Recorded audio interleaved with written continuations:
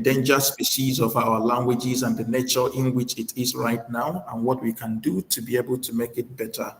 And that is the whole essence of this. All right, so we are back on track. It's my pleasure to introduce our keynote speaker today, who is the Director of NCAI under NIDA. That's the next voice you'll be hearing, Dr. Olubunmi Ajala. Doc, you're welcome to PAIDeF conference. Thank you very much. Please, can you confirm if you can hear me? Perfect. Okay, thanks.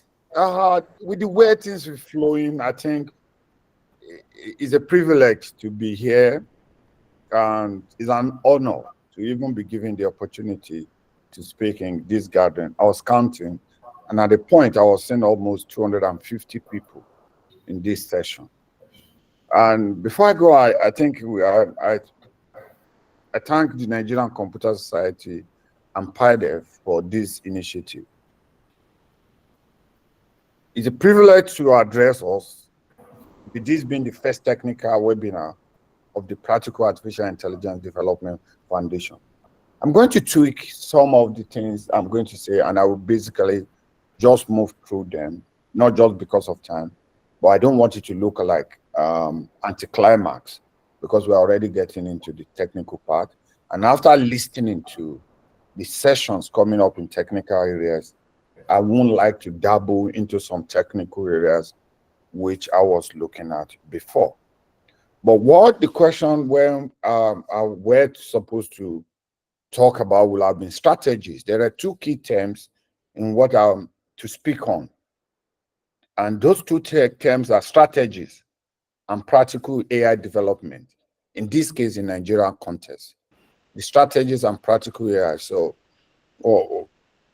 and the first part may look like an abridged version. If I want to be quick, the strategic part will look like an abridged version of the Nigerian AI strategy, in which I'm aware a number of us in this session fully participated in co-creating.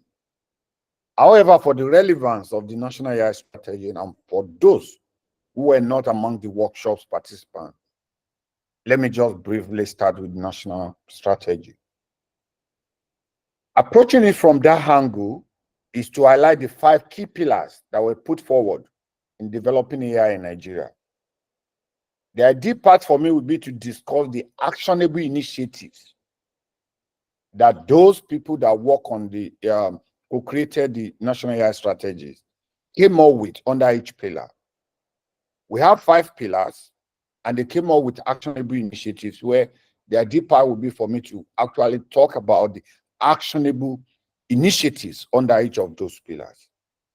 For those who have not gone through these documents or who were not there, the first pillar was building foundational AI infrastructure.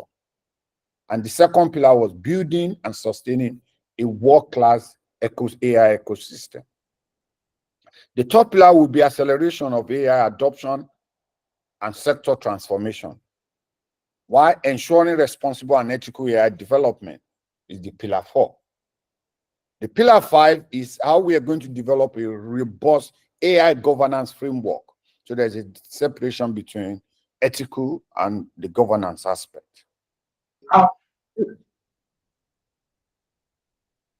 And if we want to simplify the task, for instance, we will say for pillar 5, a practical strategy will be the need to form a well-functioning and respected AI governance body, which will provide guidance, enforce ethical standards, and promote responsible AI development. What we're saying is, for that part, we can basically say, for us to develop our AI technologies, we need a well-functioning and respected AI governance regulatory body, which certainly the responsible, the ministry, and in this case, let me say the government, need that. We're already looking at the recommendation that there will be a need to have AI governance regulatory body. Similar to that pillar 5, when we're talking about ethics, is the need to establish what we call an AI EEG, which will provide independent and objective advice on AI ethics. I don't want to spend time on this. And you can boil down also and say, let's go to pillar 3. And the practical strategy will come. How do we make data available, public sector data, for AI application? And this will certainly stimulate innovations in various sectors. And for pillar 2, we can start looking at things like having a community of high professionals, which what is happening in this session is a testament for what Nigerian society, computer society is doing, and even for this event, which is similar to the AI Collective, launched this week to bring together all the stakeholders for development of AI. But let me wear my academic hat at this point, because I just have like 10 minutes, and say that for empirical purposes, time constraint, and I would like to put my speech in context of the practical Artificial Intelligence Development Foundation. Let me focus on just one part or some parts of pillar 1, which I can reframe to be, what are the practical strategies to building foundational AI infrastructure in Nigeria? This is because we'll not be able to justify the topic if I have to skim through practical strategies for the 5 pillars. If time permits, which it may not, I'll just look at 5 main areas under this pillar 1. And this is affordable high-performance computing that can scale local AI development. The second part will be national technological capabilities in AI.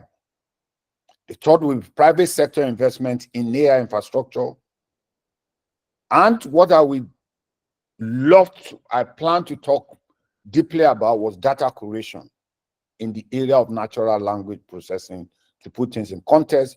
But after seeing the breakdown and the technical session, I will try as much as possible not to get into this. But that was what I was going to underscore initially. And the last part will have been innovation to deploying AI system to reduce carbon footprint.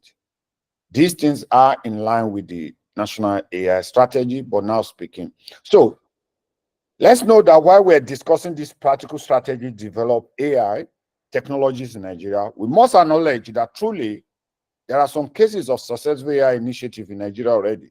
In healthcare, AI for managing pregnancy stages, precision farming in agriculture, financial services, Nigerian banks are already utilizing Gen AI. In their customer services, even though at the basic level, it's just more of the bot element, despite there are deeper solutions on what can be done. In education, AI-powered tutoring prep classes. I met some young men from Kaduna 2 days ago, and they're using Gen AI to do preparing lessons for teachers. And so many more like this. But coming back to our point, please, when I say we, I'm boiling it down to us in this session. So, and that is to say, we will not be able to develop AI technologies in Nigeria without an affordable high computing resources that scale to local AI development. And if we must speak to that, what we are saying is, what are the strategies for us to develop AI technologies in Nigeria? And I will always say, call these as the elephant in the room. And I'm putting it first. With the way algorithms are being churned out, I can bet there's a script out there for anything any of us is trying to build. All you just need is to modify whatever you are thinking of. Likewise, the time it takes to build a solution is so short that we can roll out solution in no time. Let me give you an instance. In April, during when we were launching the National Artificial Intelligence Strategy Workshop, when the co-creation was going on, we had to build a bot to enable people that were not participating to be able to follow what was happening in each thematic group. So we built a RAG or a bot to do that. That process involved recording what was going on in each room, transcribing, then passing it to a RAG. About 2 weeks ago, OpenAI launched Live API. It shrunk the entire workflow. That what we went through 7 months ago to build that solution will look like a punishment today. But with all this, how many applications can go into production in Nigeria? I've met boys building. From the National Center for Artificial Intelligence, we built almost 4 or 5 solutions. But how many of them can go into production? It comes down to cost. And we're basically talking about GPU, which is not just Nigerian problem, it's Africa and entirely all developing economy problems. Even if we raise all the cash to buy GPU, only 2 countries can supply them, US and China. The people in the US, they have so much, the hyperscalers have so much demand space for NVIDIA that they can't meet the demand, the demand. The China, there's embargo on moving out what we call MPU. So what must we do? If this is only even what the challenge I can place before us, but I'm not able to go through the other solutions. For us in this room, I can imagine the kind of brain power we have here. What are we provide without just raising that we have, if we really want to develop that, are we challenge us in this room to start thinking out of the box? In Nigerian context, let us start thinking of what we can do about our legacy infrastructure. Our legacy infrastructure we come to. We currently have over 40,000 virtual CPUs in Nigeria under the Galaxy backbone. Is there a technology where we can simulate the use of CPU to imitate parallel processing for GPU? Yes, it is. Third AI, we're already working with them with AWS.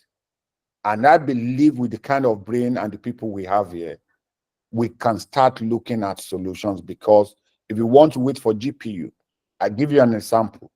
In a matter of about 12 months, NVIDIA had come up with about 3 versions of GPUs. A100, they came up with H800 and B now 100, and they're actually moving on to have one every 6 months. Even if we have the money, we will always be behind. So we must, if we must think about how to develop, I don't want it to just be an academic exercise.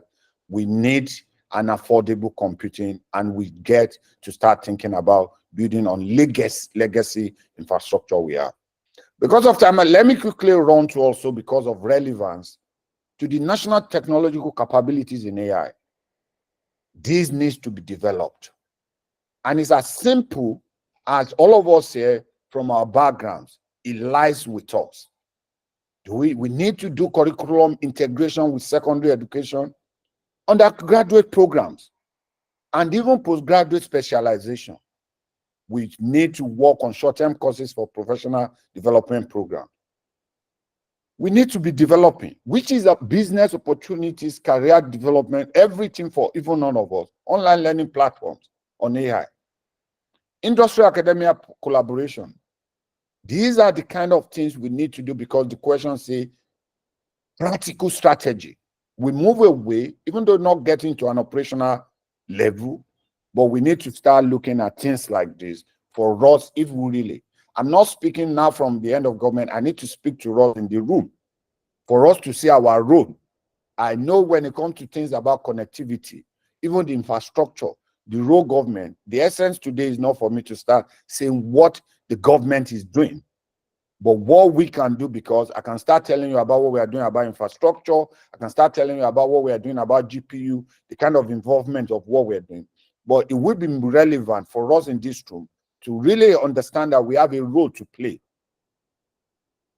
International partnership. Let me quickly skip this. Private sector investment in AI infrastructure, we have a role. The data curation aspect, I will skip that because that was where I wanted to delve into fully to the technicals. But now looking at the technical session, I'll be stemming down my initial remark on data curation. And that is because I know that if we're talking about development, anything we're talking about, yes, now for most highly technical individuals, even more enlightened now, AI is the same thing as generative AI. But number of us that are able to differentiate AI and generative AI for now, The point to underscore is the natural language processing part of it. And whatever determines that is the data fed into it. This is to say the efficacy of natural language processing, like any other model, foundational, is intrinsically tied to the quality and relevance of the data upon which they are trained. Data curation in NLP encompasses the collecting, cleaning, and organizing. So, major problem which some people, and I know the technical sessions will take care of, I won't delve into that, but we have a lot to do in data curation. Models are coming up with synthetic data, but when it comes to what we're saying, I have so many examples in languages when you say which the professor was talking about before. But don't let me go there, and let me stop here. I've got 10 minutes, and it's just to be an opening, a remark for all of us. And once more, I thank you for the opportunity given to us.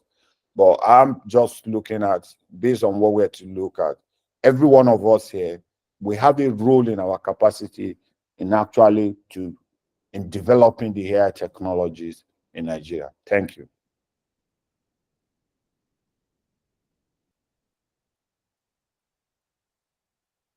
Awesome. Wow. Please, can we put our virtual hands together? Yes, that's good reaction. Honestly, this is actually a call to action. More like a call to action for us to really take the right steps towards ensuring that we are making development in AI in Nigeria effective. And of course, that's also one of the things that we are gearing towards to achieve in these technical sections today about data curation. Thank you so much, Dr. Angela, for these thought-provoking sections. And you've actually made mention of the three major areas which are the most critical parts that we must work on in Nigeria. Thank you so much. Well spoken, completely well spoken. I can see that comment. Well spoken and well thought out. Thank you so much, sir. Thank you so much, sir. All right, so let's take the remark from the NCS president, Dr. Sirajo.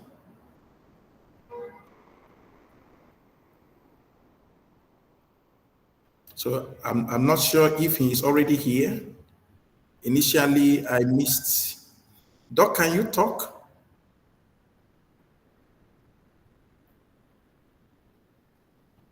Hello, Doc, are you able to talk? He's not on the call for now. Maybe later, please. Oh, I see. All right. So I don't know, do we have Professor Philip back right now? I'm not also able to see. Not yet. Yes, I'm not able to see him from here. All right. Something actually definitely happened in his section that he was not able to come. But possibly we can complete that section because it is already getting very much interesting to the technical side before that disruption happened. So, moderator, sir. Yes. Consider people that raise their hand, please. Okay. Thank you. Those that raise their hand, are there specific concern? We're actually running a lot of things with time. So what we are trying to do is to have all the discussion section done in one section so that you can pick. Sorry, I just saw Professor Gumbola join now. Just join. Okay, Professor Gumbola just joined. That's a good one. So please, if you have questions, write it down. We have a full section, 40-minute section to take different questions and then have the discussion with everybody. So no need of raising hand. Simply write it down. When it's time, we'll be able to discuss all of them together, because if we keep discussing question section by section, our time will keep going over and over again. Okay, thank you so much. All right, Professor Philip Ogumbona is already back. Prof, can you complete your section in about 10 minutes? Yes, I will just quickly finish off. Yes, I'm really sorry. I didn't realize that it broke. Hello, sir. Hello, sir. I want to know if all these reports be sent to their east after the lecture, because some of us, our networks are very bad. Thank you, sir.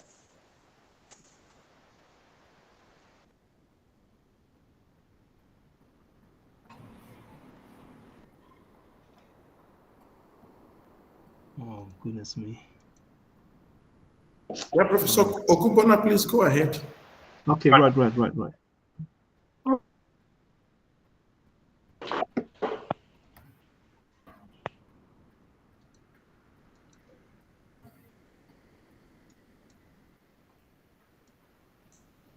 Okay, can you still see my screen? Oh.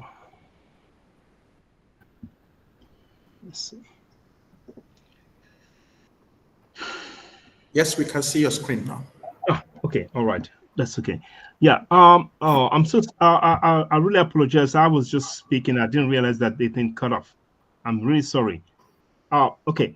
I think I got to the point where I was just talking about one of the pre-processing that one needs to do as part of the workflow. And the tokenization is one of the key things that needs to be done, where you sort of take a text and you chop it up into either characters or alphabets, or you chop it up into words. So this is an example where things have been chopped up into words. And again, we have got an API to do that for us. NLT case is a very popular one. Google has one. When I say Google, I mean TensorFlow has one, and PyTorch also has similar thing where they can do tokenization. But this is a very simple one where we import NLTK, we download the punctuations and the tabs, and then we sort of invoke the tokenization API, which allows us to be able to then sort of take a text and then break it up into chunks. Again, this is also something that's very important for us as Nigerians, because the tokenization that we might need for our language might be slightly different from what we need for, say, English, for example, or what you need for, say, Arabic, or say what you need for, say, German, because of the way things might be structured slightly differently. So if this is done for this, I'm not going to run the code because I do have the code, but I probably haven't got the time to do that now. So essentially, it will just sort of take this monosioja it will just sort of take this and cut it up into a list like so. And again, representation is also something that is very important. Because once you take those words, you might want to represent them in some kind of format that makes it easy for downstream task. Examples of ways in which you might want to sort of represent it, the whole text is bag of words, or the so-called term frequency inverse document frequency technique. But more recently, you have got these last two, the word embeddings and the neural network-based models. The word embeddings, essentially what it does is to sort of take a whole text and look at the words and try to sort of map them into another space. When I say space, I'm talking about we sort of put them into a vector, and those vectors are mapped into a kind of a space where we can learn some meaning from those words. When I say learn meanings, with the right kind of a training and right amount of words and corpus we have, it's possible for us to be able to see that in that embedded space, the words that are similar, that have similar kind of semantic, that have, say, for example, things that say mama, baba, omo, iya, you might just find that they happen to be in this one area of that space, that embedded space we're talking about. It's a kind of abstract space. If you're familiar with linear algebra, you're talking about a kind of linear algebraic vector space in a way, where you sort of project these embeddings.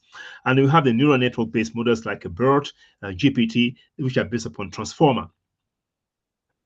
And this is one way in which you can do, in fact, this particular code snippet is written by one of, I got it from a GitHub of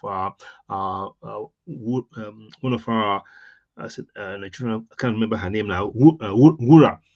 She wrote this, and essentially what this does essentially is to sort of take a well-known Yoruba corpus called the Your Global Voices.txt, to import that and then use the fast text from Facebook to be able to sort of do tokenization in this case.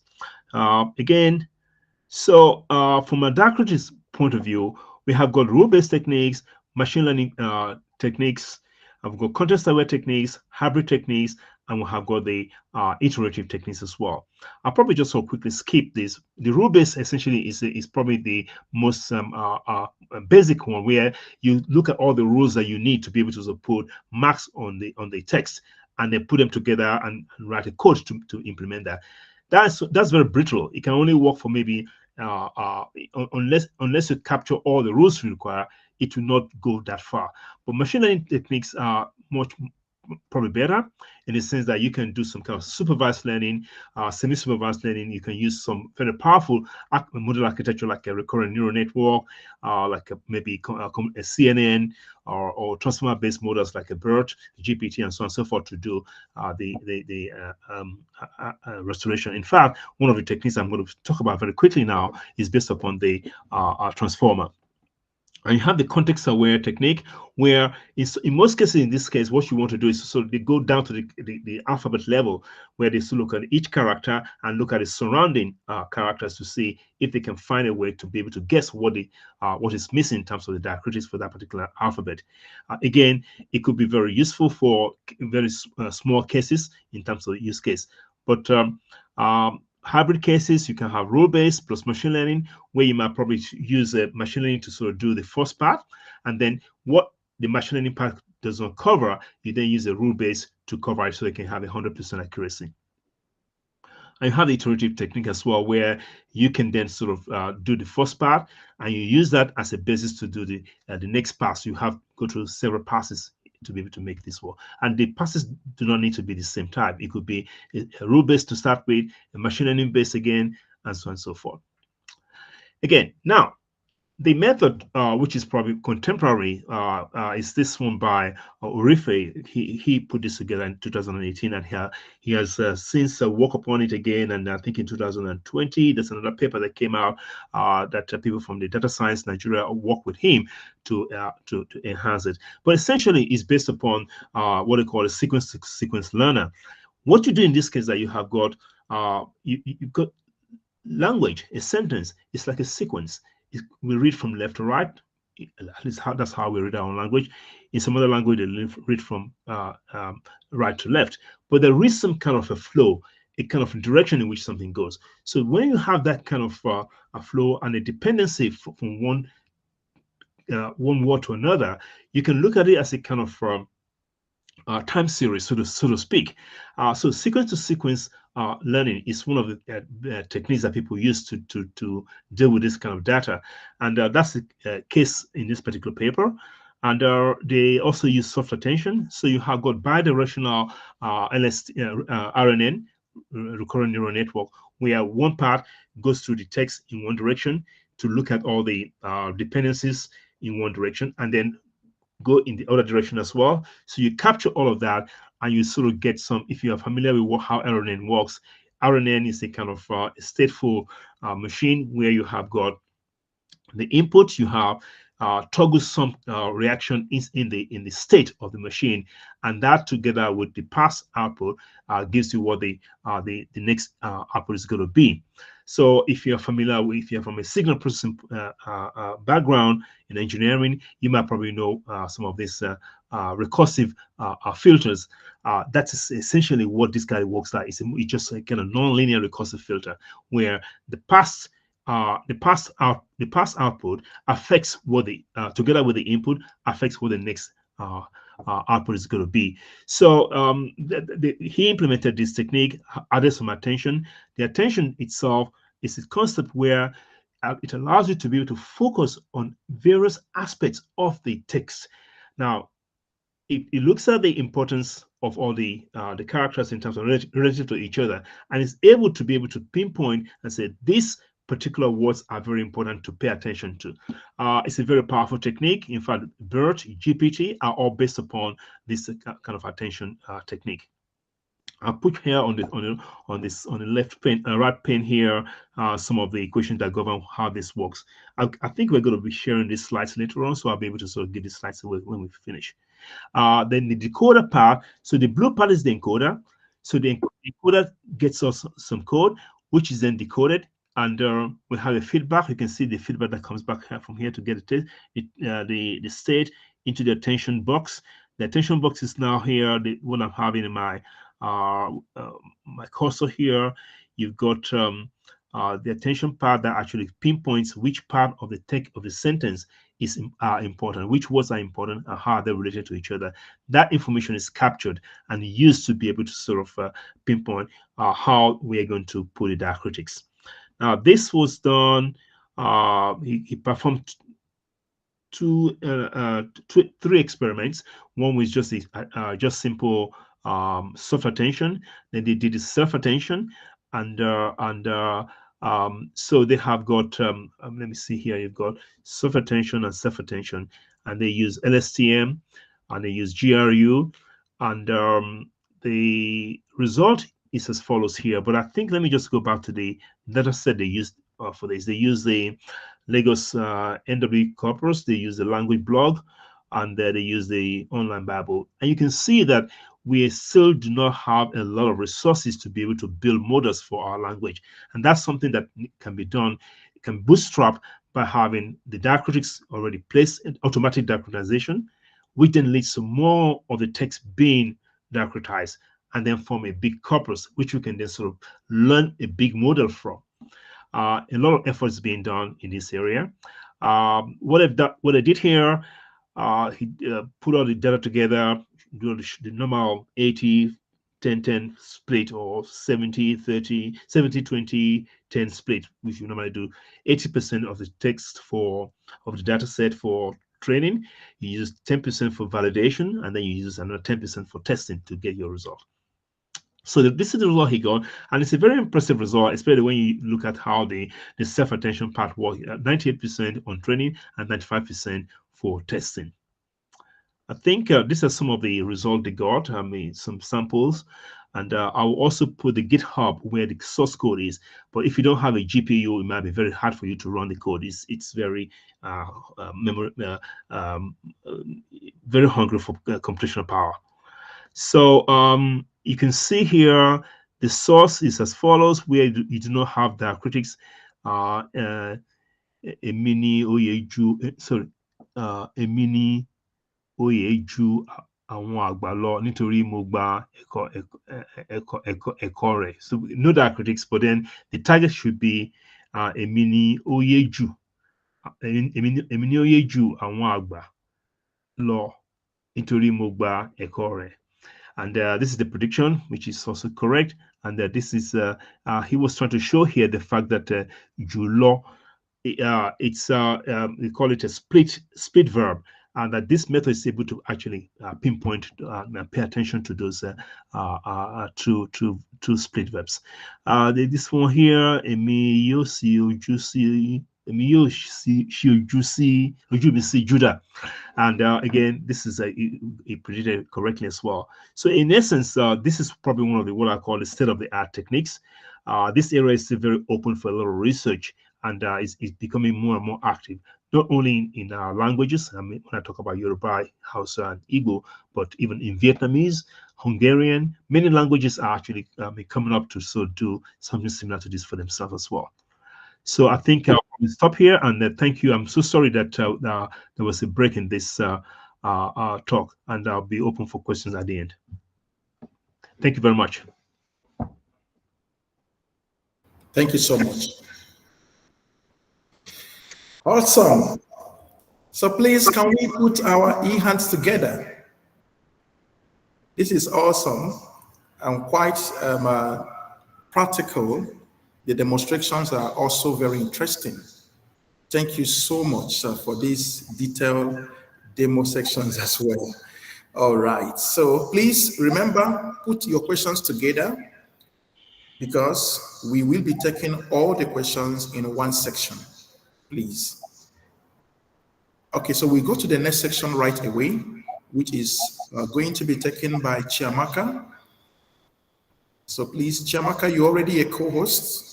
You should be able to take control of the system at this time.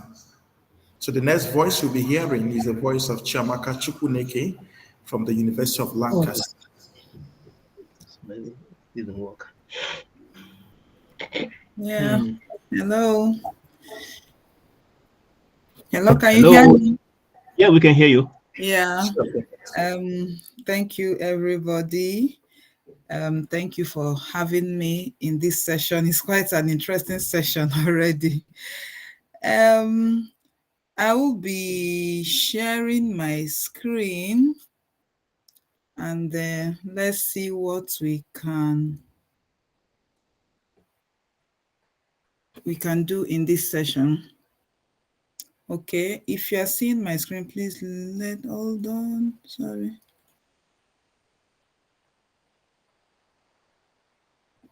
Can you see my screen? Yes. Okay. Yeah, so we'll be starting off. So is creation of natural language, all protocols reserved, sorry, starting on the existing protocols. So creation of natural language NLP resources in Igbo language, the tools and techniques. I'll be starting in just a quite different way. Let us just play a little game, and we'll start from there.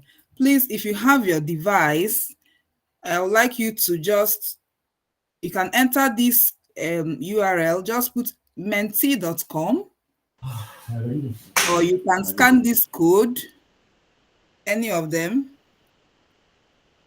so that we'll just play a 2-minute game and we'll carry we cannot on. see.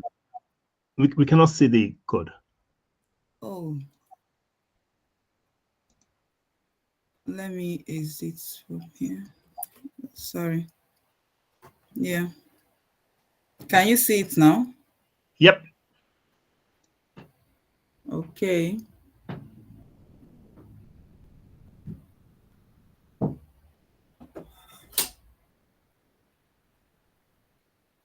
I'll be switching screens so that you'll see what I'm doing. So if we are there,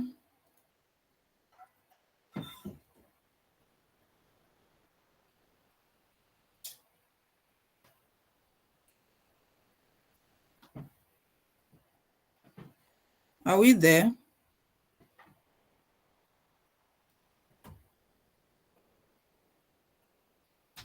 Yes, if you are there, I believe there are questions you can see there. Okay, let me come back and share. Sorry. You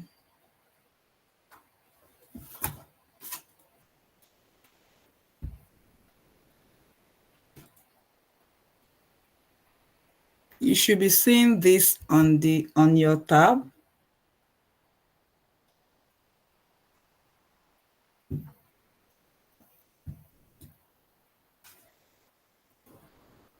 Sure.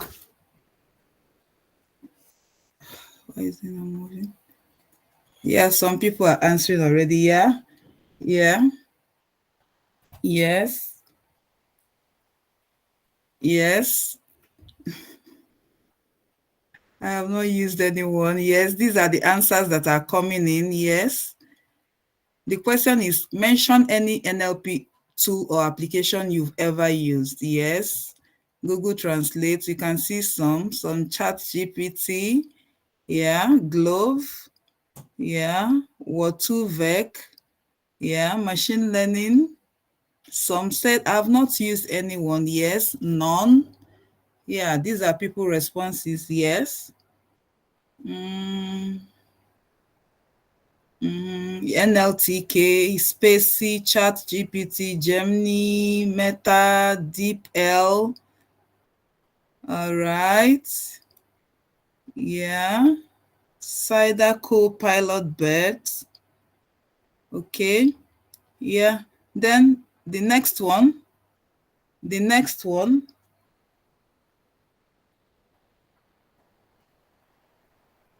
The next question there.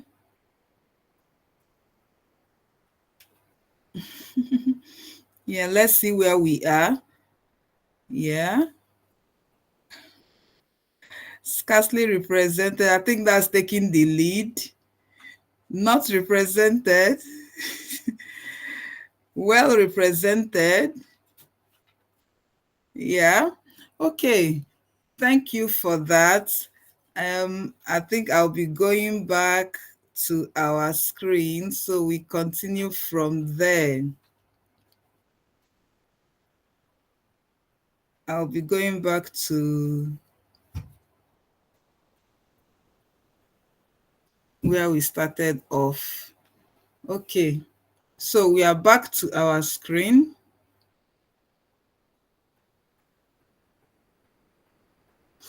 Yes, so we just played that little game from our previous speakers.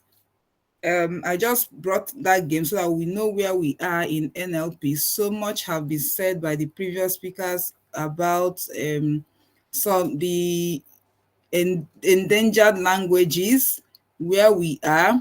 And I have this just to buttress the point of what they've said previously. This is from ACL 2023, a statistics of the country representation in NLP conferences. A quite lot of conferences, the statistics of the submission, the authors, the papers, the countries where these authors came from. And from what we have here, I don't know, can we see, maybe I'll have to boil down to Nigeria. Let's forget about other African countries. Let's come down to Nigeria and let's look at this graph here, this histogram. Can we see Nigeria in anywhere here?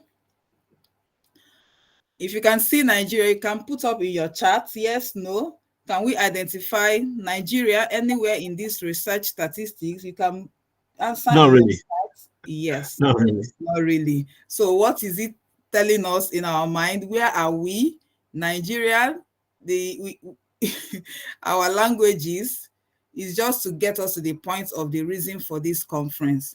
That's the actual reason why we are here, to see where we are and a way forward. So I'll be diving straight into the creation of resources for Igbo. And the previous speaker have mentioned some of the techniques used in NLP, rule-based, we have learning-based, hybrid, deep learning. The rule-based, where set of rules are used. We have the learning-based, where the machine use algorithms, you train classifiers and all that, data sets, they are used. And we have the hybrid, which is a combination of any of these techniques. And then we have the big giants now, the talk of the town, the deep learning, where we have our bets and all that, transfer learning can come in, neural machine translation, and all of them. So I won't spend much time here. We'll go down to the tools. Will be the techniques, we are going to apply it, and we are going to apply some of these things in our practical session. So these are some of the tools that are used in NLP. We have the machine translation tools. Some of us have, just like we answered in our little quiz, I saw people putting Google Translate. Yes, Google Translate. We have text processing libraries. Some people put NLTK as well. We saw it there. We have tools for text summarization. Yes, some people mentioned, I saw Jensen. We have pre-trained language models. We start talking about Hugging Face transformers, all that, BERT. We have annotation and data labeling. We have label box. We have Prodigy. We have ELIZA. We have speech recognition and synthesis, where we have Google Cloud speech to text. We have machine learning frameworks, where we have the Skitlearn, the TensorFlow, the PyTorch, and we have named entity recognition. We have Stanford NER, the FLAIR. These are not all the tools, but at least this is giving us a glimpse of what we are talking about. So we move into our main topic of the day, the Igbo language. This is just a brief description. Igbo is a southeastern Nigerian language. One of the three major official Nigerian languages, and an official minority language in Equatorial Guinea and Cameroon. The native speakers of Igbo, it's been said approximately 31 million people that speak Igbo all over the world. And Igbo belongs to the Niger-Congo family, Latin-based with about 30 dialects, tonal and orthographic diacritics. The previous speaker mentioned all these. These are what we can find in Igbo language. Then Igbo language is digitally disadvantaged. I guess from our activity, the game we played, we can see that Igbo or languages in Nigeria as a whole, they are digitally disadvantaged. Why do we say this? What we mean by this, for instance, let's say the Google Translate. Yes, we've developed Igbo language is part of the Google Translate, in that you can put some Igbo sentences in the Google Translate and it should be able to translate it for you. But I don't know how many of us have actually used that and you read the translation, and how correct is that? Oh, my voice is low, sorry. Oh, that's the highest I can. Can you hear me? Some are saying my voice is low. I don't know if you can hear me. I think it's okay. Perhaps yes, it is very okay. We are hearing you well. Yeah, we can hear you. I think the person should try their own speaker. Correct. Yeah, okay. Okay. So I was saying the Google Translate. I don't know how many of us have really tried to read the sentences that have been translated by Google Translate, using Google Translate, and how correct are they? How correct are they? So, but it's an effort that has been made, and of course we have to start from somewhere. So Igbo NLP resources and current efforts. These are some of the current efforts that have been made towards developing tools and resources for Igbo language. We have the parts of speech tagging by Onyenwe. This is the link to it. If you go online, you can see the paper and you go through it. We have the diacritic restoration for Igbo language, which have been done or started off by Ezani Ignatius. And this is the link, automatic diacritic restoration for Igbo language. There's another one, Igbo English Dictionary in Kowoku, that is yes, I think is towards the conclusion now, because if you go to the website, you can actually use it at the moment, though they are still working on it, doing some things to add some and update and make it better. We have named entity recognition, NER, and we have some data sets, have been created for named entity recognition. Then these are some people that have worked in this area. Then we have machine translation. This also has been done on Igbo language. And if you go online, there are links here. If you go there, you can see the research work and what has been done so far. These are the ones I could lay my hands on at the moment. Then moving forward, for this session, we are going to be looking at named entity recognition, because I have been privileged to work in this area of named entity recognition. So what is named entity recognition, NER? It is a subtask of NLP, and it recognizes entities that are present in a text and classifies them into predefined categories, such as person, name, date, location. A fundamental task that underlies the development of various NLP applications, including information retrieval, recommender systems, resume filtering, etc. From this picture here, we can see an image here that is simply showing us what is named entity recognition.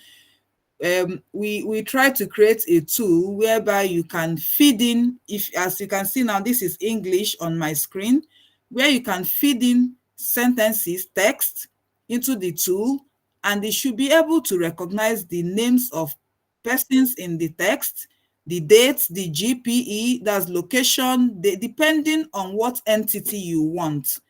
So this is from Spacey. I just did this and it gave me this, just for us to understand where we are going. Then I will be talking on steps for NAR resource. I just put up these steps. It might not actually follow the way I have written it exactly, but most of it, yes. I think where we have is just the aspects of the ethical and legal review, which can come up at the point of data collection as well. So we have, starting from the first one here, we said define the task and objective. First of all, you have to know what is it that I want to work on. Define your task. What do I want to achieve? Right now, we are talking about NER, name entity recognition. That is what is before us now. And we look forward to, at the end, we should be able to see a tool that will recognize entities in Igbo language. So the next one is data collection. How do we collect data for this task? Then the next, data cleaning, data annotation, data set splitting, data validation and quality control, ethical and legal review, then the data set.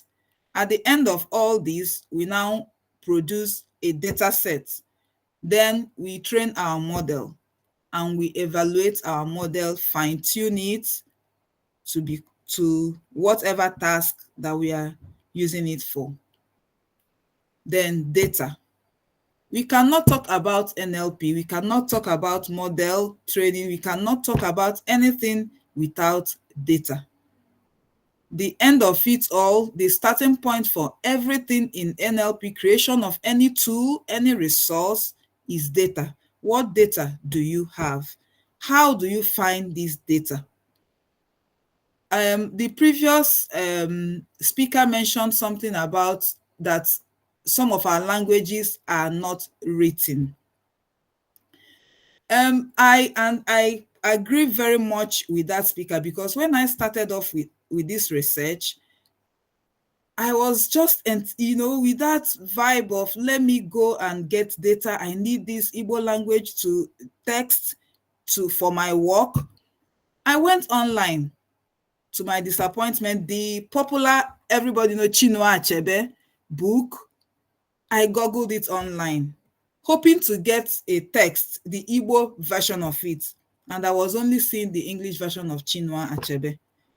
And it dawned on me, wow, where do I get the data I need for this work?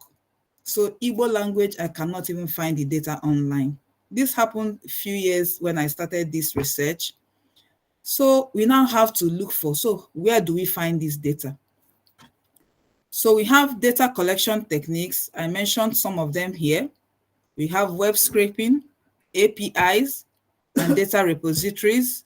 We have crowdsourcing, data augmentation, synthetic data generation, manual data collection, speech and text transcription.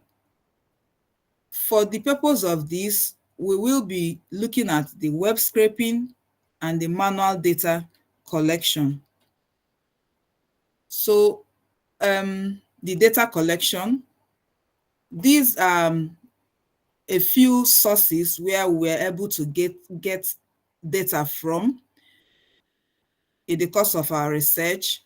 We have the Igbo radio, we have the JW300 corpus, then the Igbo literary works. What we did here was that we had to go and we got approval from some Igbo novels, the authors of the Igbo novels, and we had to go and type, because this cannot be found anywhere. We had to type it into text so that it can be digital for us to use the text. Then we have the BBC Igbo News, because all this BBC Igbo News was, I think that was 2018 that BBC Igbo News came into being. So before 2018, there was nowhere to find the text. So that was why you understand why we took the pain of having to type some of these Igbo novels so that we can use some of the data. Because, you know, when you are creating a resource, you are not just creating you have to produce a resource, and you get the data that is relative to the environment you are creating the resource for. We cannot say we are creating Igbo. Nothing stops us from going ahead. We can go online, get some English text, translate it, and use it for our data set or whatever tool we are producing. But you find out, just like the previous speaker was trying to mention some of the cultural background and all that, the way we speak, all these things, they are represented in our languages. So we really need to get the text that is relative to the area we are working on. So web scraping, collection of text from websites, that's what it entails. And I'm going to go here and just show us a demo of how we can scrape data online. So I'll be going here now.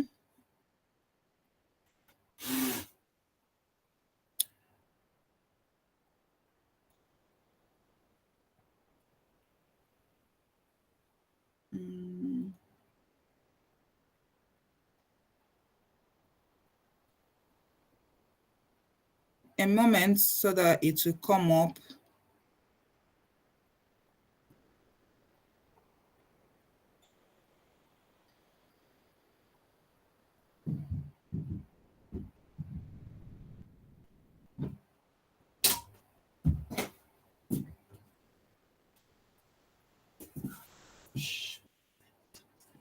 Just give me a moment, trying to bring that up.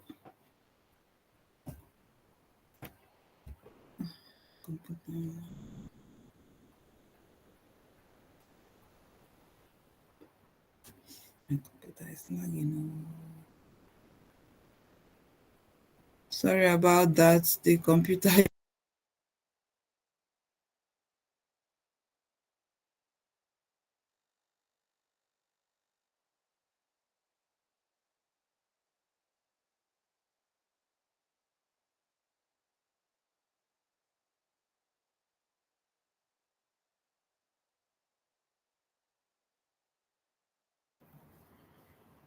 Is it opening on this screen or on another screen?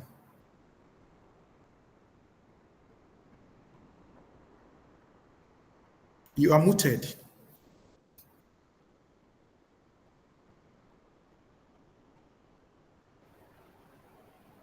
Yeah, I'm trying to bring it to this screen so that you will see it. Okay, it may not be possible. You may need to stop sharing the screen and share that other screen that it opened on. Yeah.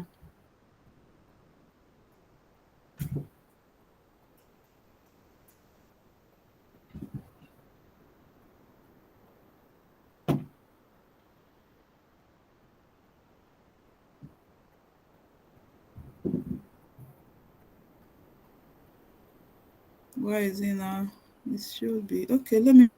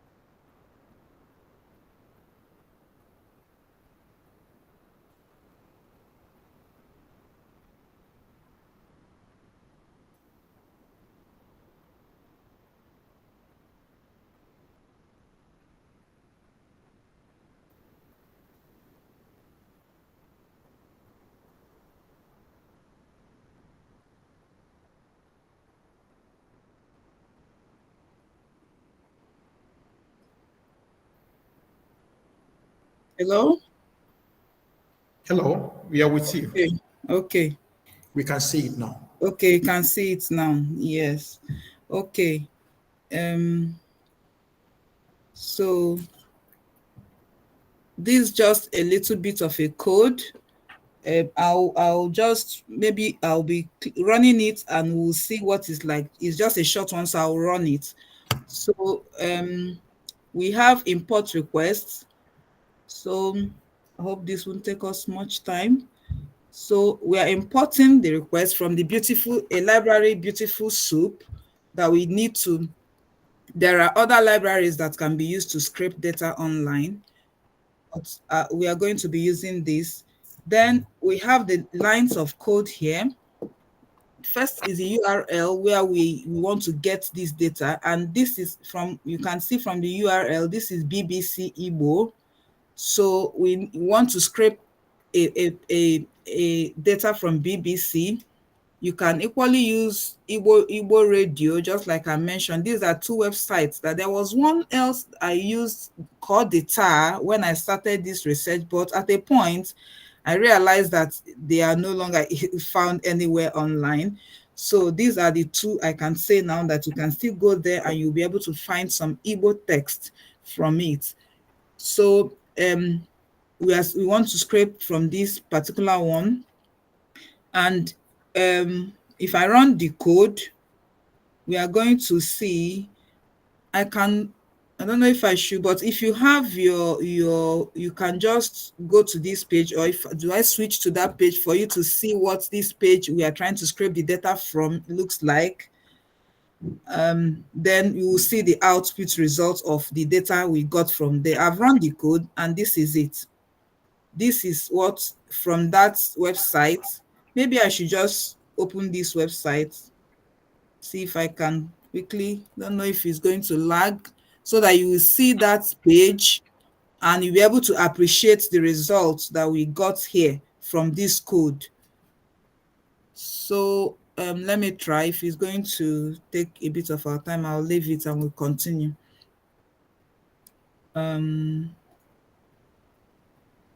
Yeah, so this is the page. This is the page, the URL from that code. So this is the page now. This is BBC Igbo. You can see it. So let me go back to our code now. Can we see it? These are the text from that page. So this is basically how you can, one of the ways we can get data for our resource creation, by scraping data online. You scrape as much as you can, because like we know, the deep learning, which is the in thing now that we are using for training of model, for the model to be effective, we need so much data. So you can scrape data online. And the next demo here, which says web scraping, I'm going to still open the next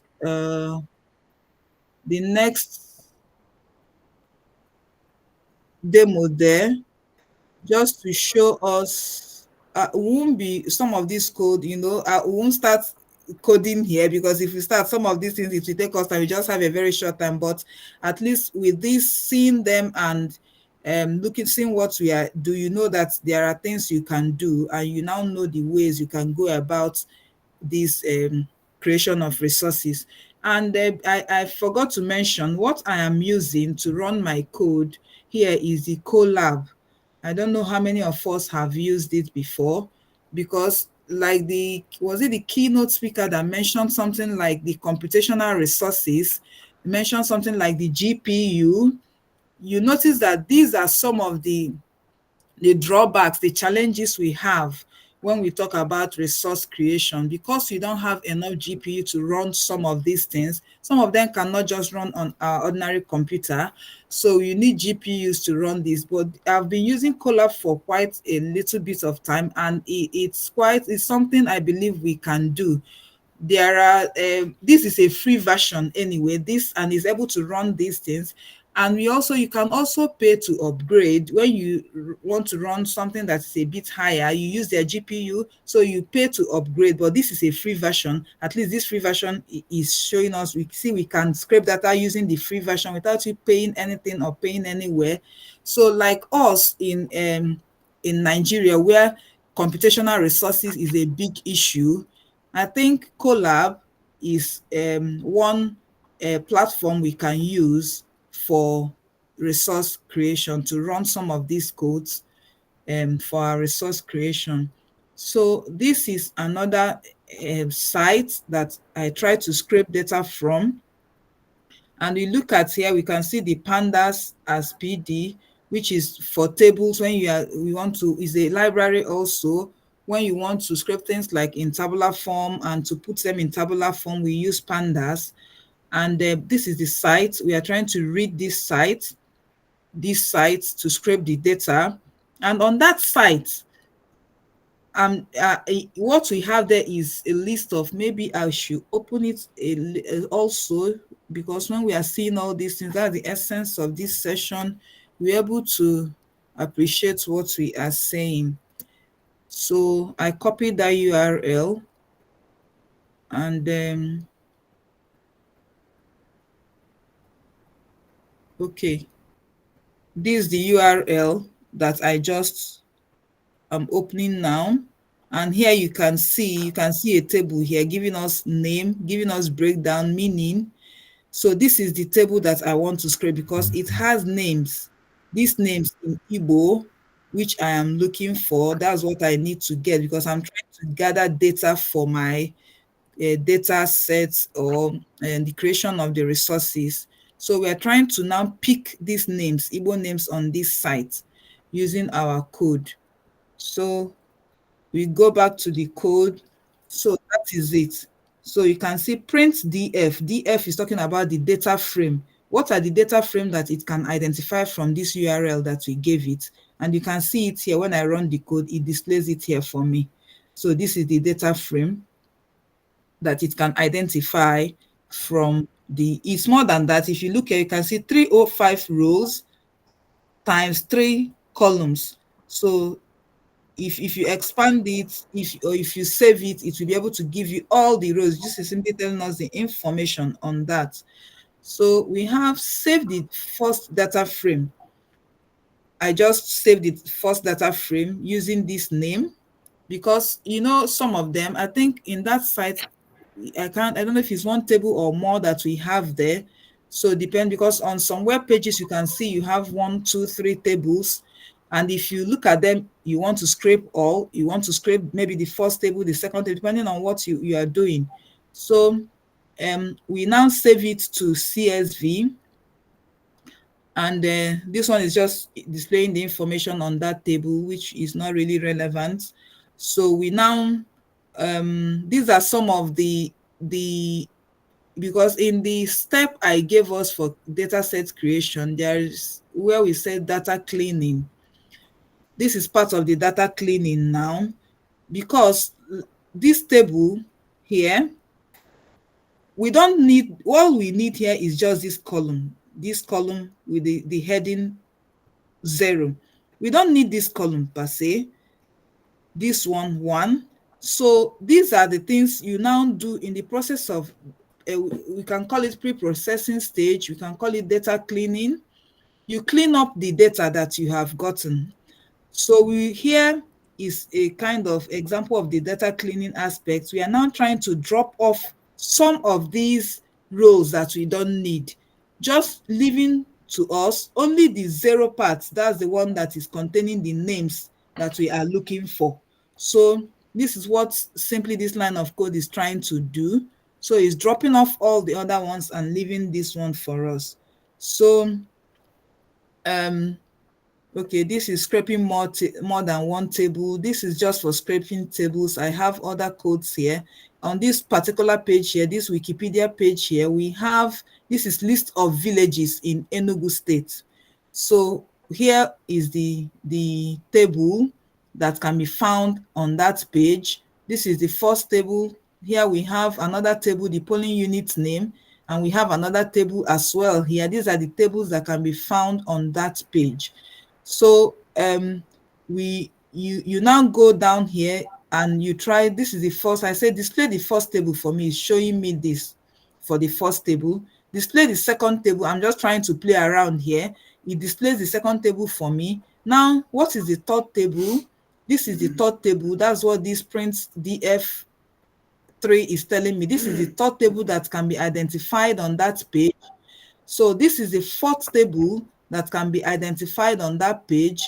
And I now said, give me the fifth table on that page. Of course, you can see it's throwing error for me, telling me list index out of range, which is, it is only these four tables that can be found on that page. So that's what this is just simply telling me. I just purposely did it, put it here so that I'll be seeing the kind of things you can do while you are trying to clean up your data or get data that you need for your resource. Then here I said export this to CSV. I need, from what I have seen here, the tables I need here are just the first table and the second table, which are giving me the names, the list of names that I need. I need the list of villages in Enugu State. So, and this can be seen in the first and the second table. So I don't need the rest of the table. So that was why I just said the first table and the second table here, and I gave it a name, table A, table B. So I now said, please read table B for me. And it reads it for me. This is also the data cleaning aspect of it. I don't need the column that is with the title word. So I'm asking it here to drop it for me. And this is what it gives me. Dropping off that column word. If we go back up, we can see it here from here that it has a column that is called word. You can see it from here that it has a column called word. That was what I asked it to drop for me here. So, and you can see it now. The column called word is no longer here. So that is how you keep on trimming, working on cleaning up your data until you get the data that you want for whatever purpose that you are doing. You are creating your tool or whatever you are doing. Then here I'm asking it to simply save it in my, to import my Google Drive. And I'm now asking it to save up the data I have gotten here into my Google Drive. So that is that aspect. So I'm going back to the PowerPoint slide. I'm going back to my PowerPoint slide so that I will take it off from there again.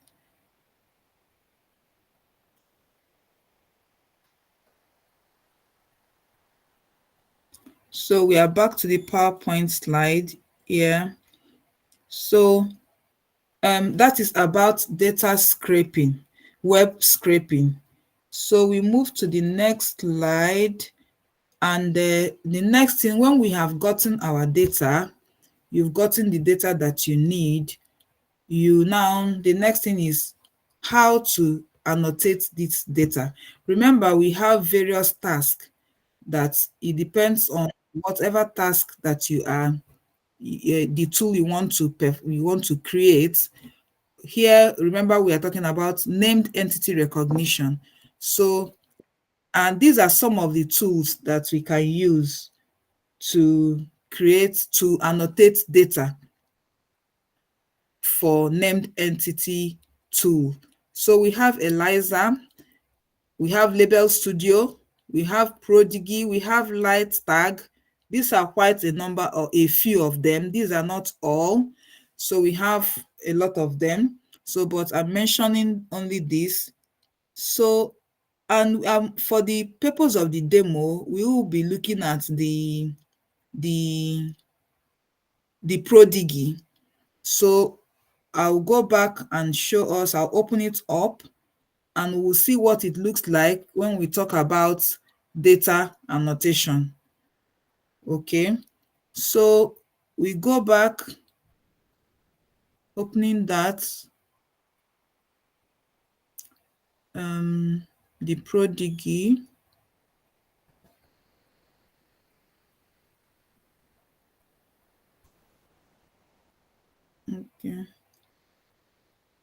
I'm going to share it so that we can see.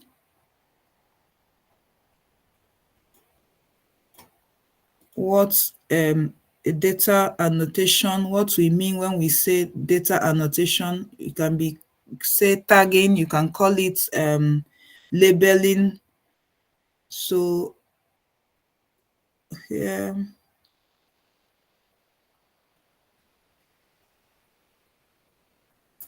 yeah, so this is an environment Prodigy for data annotation.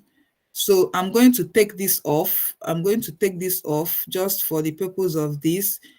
This is a sample data that we have.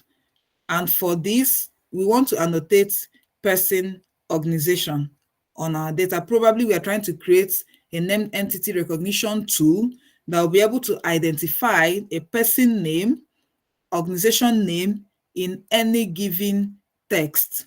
So using this as an example, whichever tool that you are using, because some of them are not free, like Label Box are not free. So that's why I couldn't go into it. I just looked for the one that is free that we can use for the purpose of this demonstration.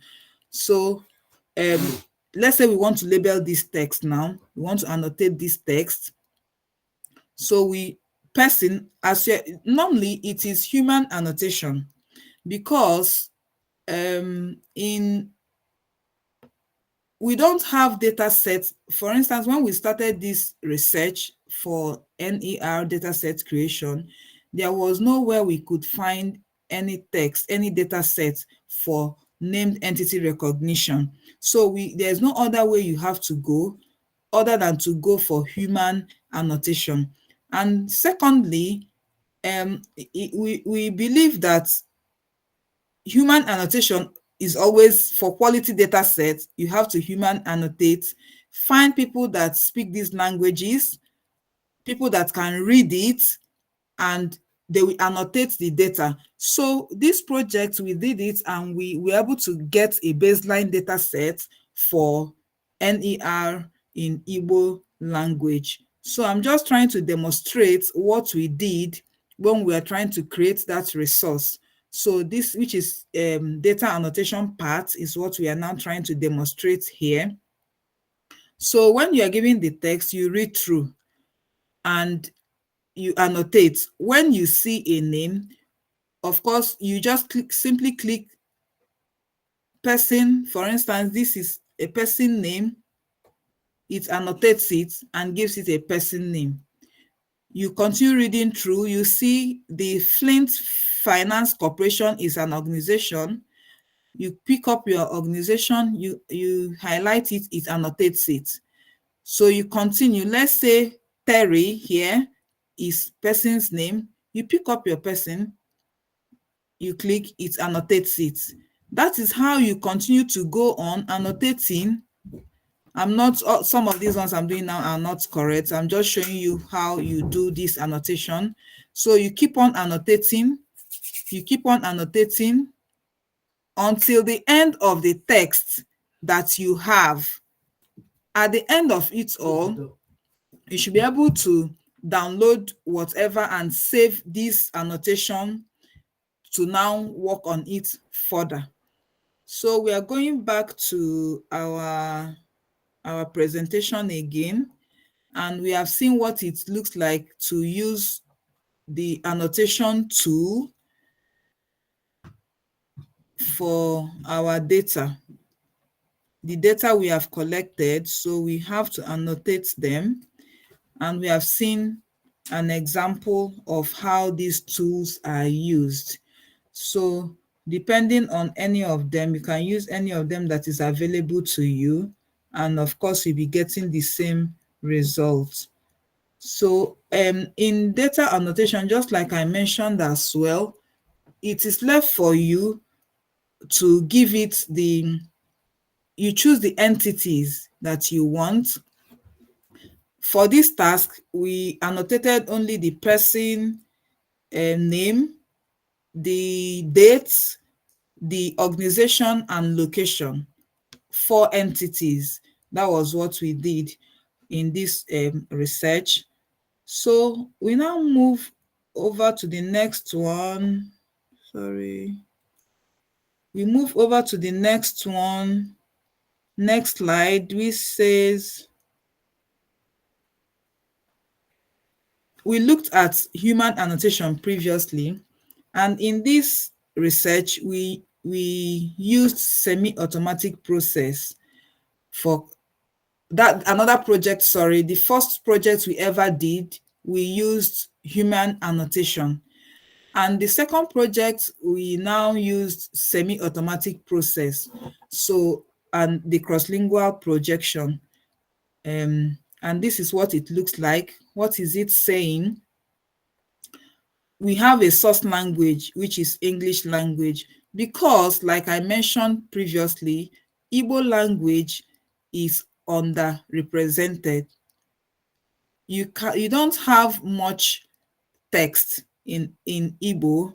So this is another way, another method where you can get do this annotation or create data sets for a language. So you can get English text. For instance, you have some news sites concerning Igbo or Nigerian news or stuff, but they are not written in Igbo. So you pick up such text like that, and you translate. You translate it, manual translation. Of course, in this project, we did manual translation. Why did we do manual translation? Just like I asked when I started, some of us that have used Google Translate, if you have used Google Translate and you read through the translation, the translated version of what you have, you can attest with me, you can believe that some of the translations are not quite correct. So when we did this task, what we did was we picked up the source language, the English text, and we translated, manual translation. Again, going back to the speakers of this language, they read through the languages, the sentences, sorry, and they translated it. So that is what we use for the project. So the source language, for instance, we have Ada was this. And we have the translated version of it in Igbo here. Ada nọ na Luton na Sunday maka ụka elekere 11 nke ụtụtụ. I know some people might ask the question, why didn't you translate 11 o'clock here? You notice that in some of the text, in translation, that was the guideline anyway that we used, that some of the numbers should not be translated, because the previous speaker also mentioned something orthographic writing. In Igbo, orthography, it has been a big case. There has been a big controversy in agreeing to a particular orthography to be used in writing Igbo text. There are some, you notice that when you go there, you see that elekere 11 will be translated, of course, elekere iri na otu. There are some whereby you see it will be left as 11 o'clock, that's elekere 11 nke ụtụtụ. So these are all the challenges that we have in creating tools for languages and for Igbo in this case. So in our guideline, when we are working on this project, we agreed that we are going to leave it at 11, because if you go to BBC Igbo as well, you can see that most of the numbers, they don't translate the numbers, the time, and that they just leave it in the same way. So we just left it in that way.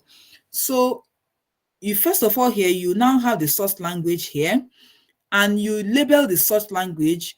We are using English because English have been developed over years. If you check the sites, you can see that we have a lot of English tools.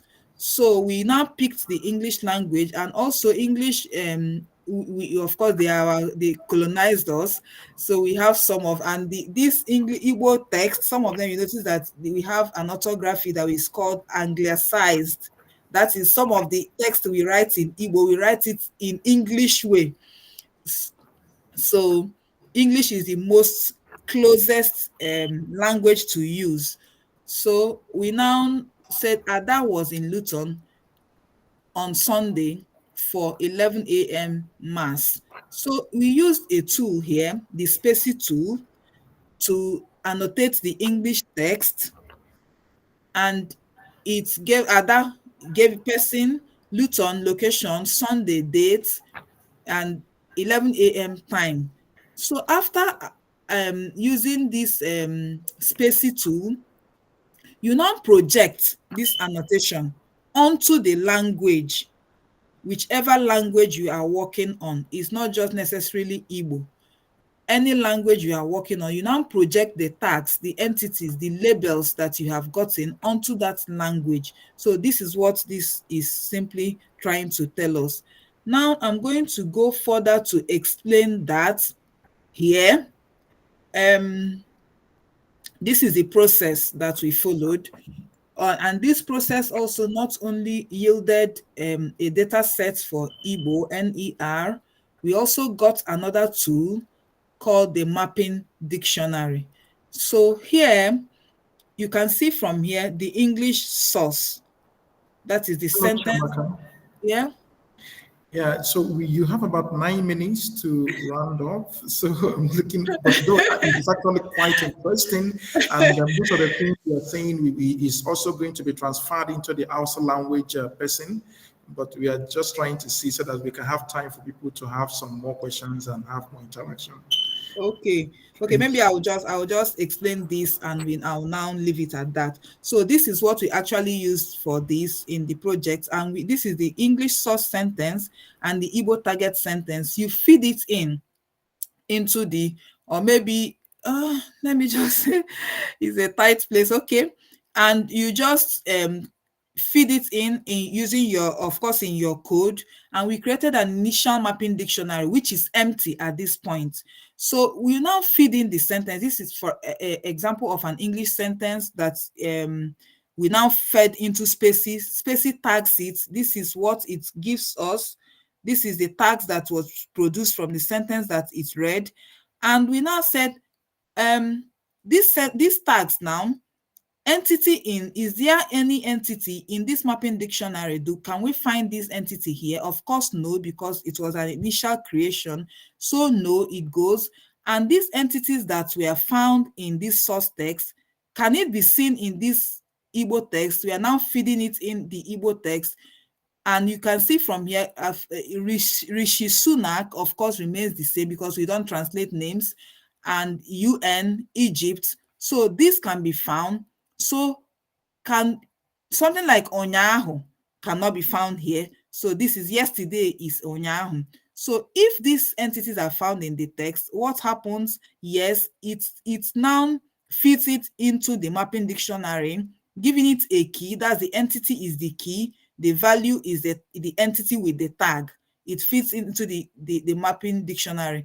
If this cannot be found in the sentence, the sentence, of course, you now do what we call human annotation. Remember, we said it is a semi-automatic process. It's not entirely automatic because we are trying. This is a language that we are trying to create resource for. So there is a bit that human have to come in. So like this ones yesterday, it cannot. Remember, it was English text we picked. It cannot identify Onyahu. So it's you now that humanly put it that yesterday is Onyahu.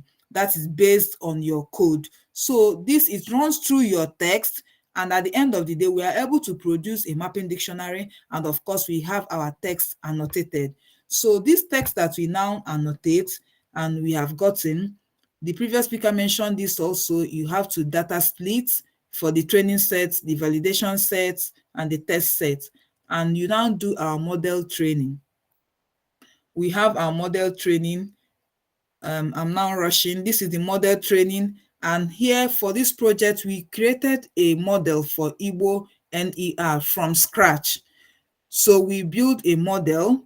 We trained it on Igbo text. It can be found here on this link. and maybe later you can look at it, because all these things are on GitHub, they are in Hugging Face, you can find them there. And we now fine-tuned the Igbo text. You know, this model we created from the scratch, we just created that model, just training a model on Igbo text so that it can identify the semantics and everything in the Igbo text. Now we now bring it back. We now fine-tuned it on the data set that we are working on at this moment, which is the named entity recognition. So we use the data sets we produced and we fine-tuned the Igbo birds that we developed from scratch. And of course, we got some results. These results, maybe I'll just quickly rush there to that's where I will be ending, to the Hugging Face, where we have this in the Hugging Face. You can see it there. Later you go there and you have a good look at it, and you will see what we are able to develop there. So this is the process that we followed in the creation of data sets and the mapping dictionary for Igbo language. I'm trying to see if I can get that. Our time is just, to see if we can go to the Hugging Face page. I don't know if you're okay. Is it showing the Hugging Face? Can you see the Hugging Face page? No, we can't see it yet. Oh, sorry. It says, oh, sorry, an error has occurred when screen sharing. Okay, it's telling me an error occurred while trying to screen share.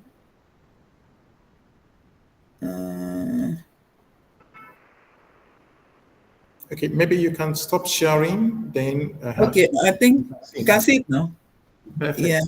Yes. So that is it. So we have the model on Hugging Face, and if you look here, you can see what we got, the results we got at the end of this, and we are able to we got, yes, it was not so good. If you look at the F1 score, it's 80%, and it's comparable to what we have in the state-of-the-art models like the BERT, all of those big language models. Why do we say that?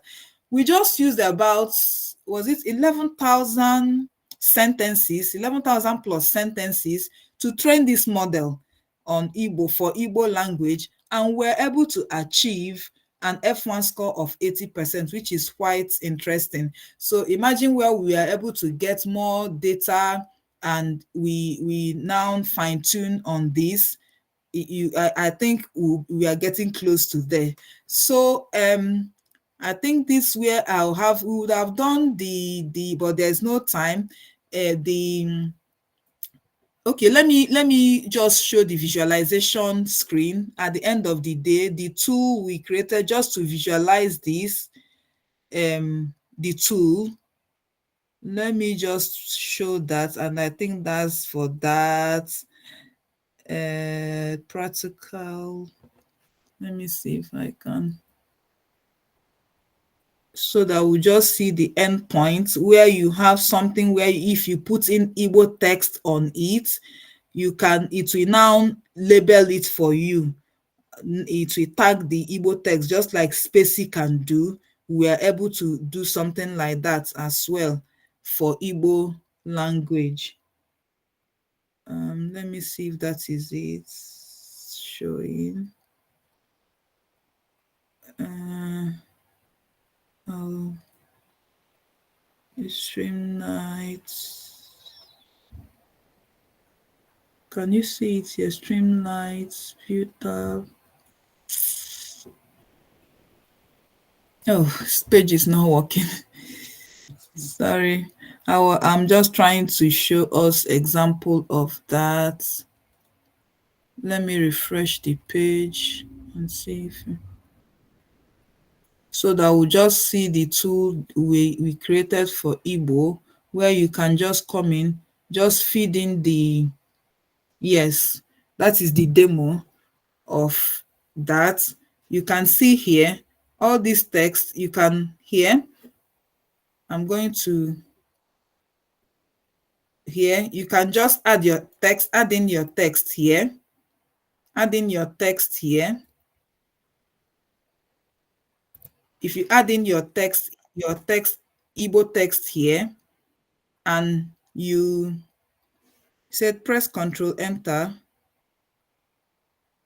If you add in your text here, just press Control Enter for it will now annotate the text that you have given it, and we give you the result. That is what we have here.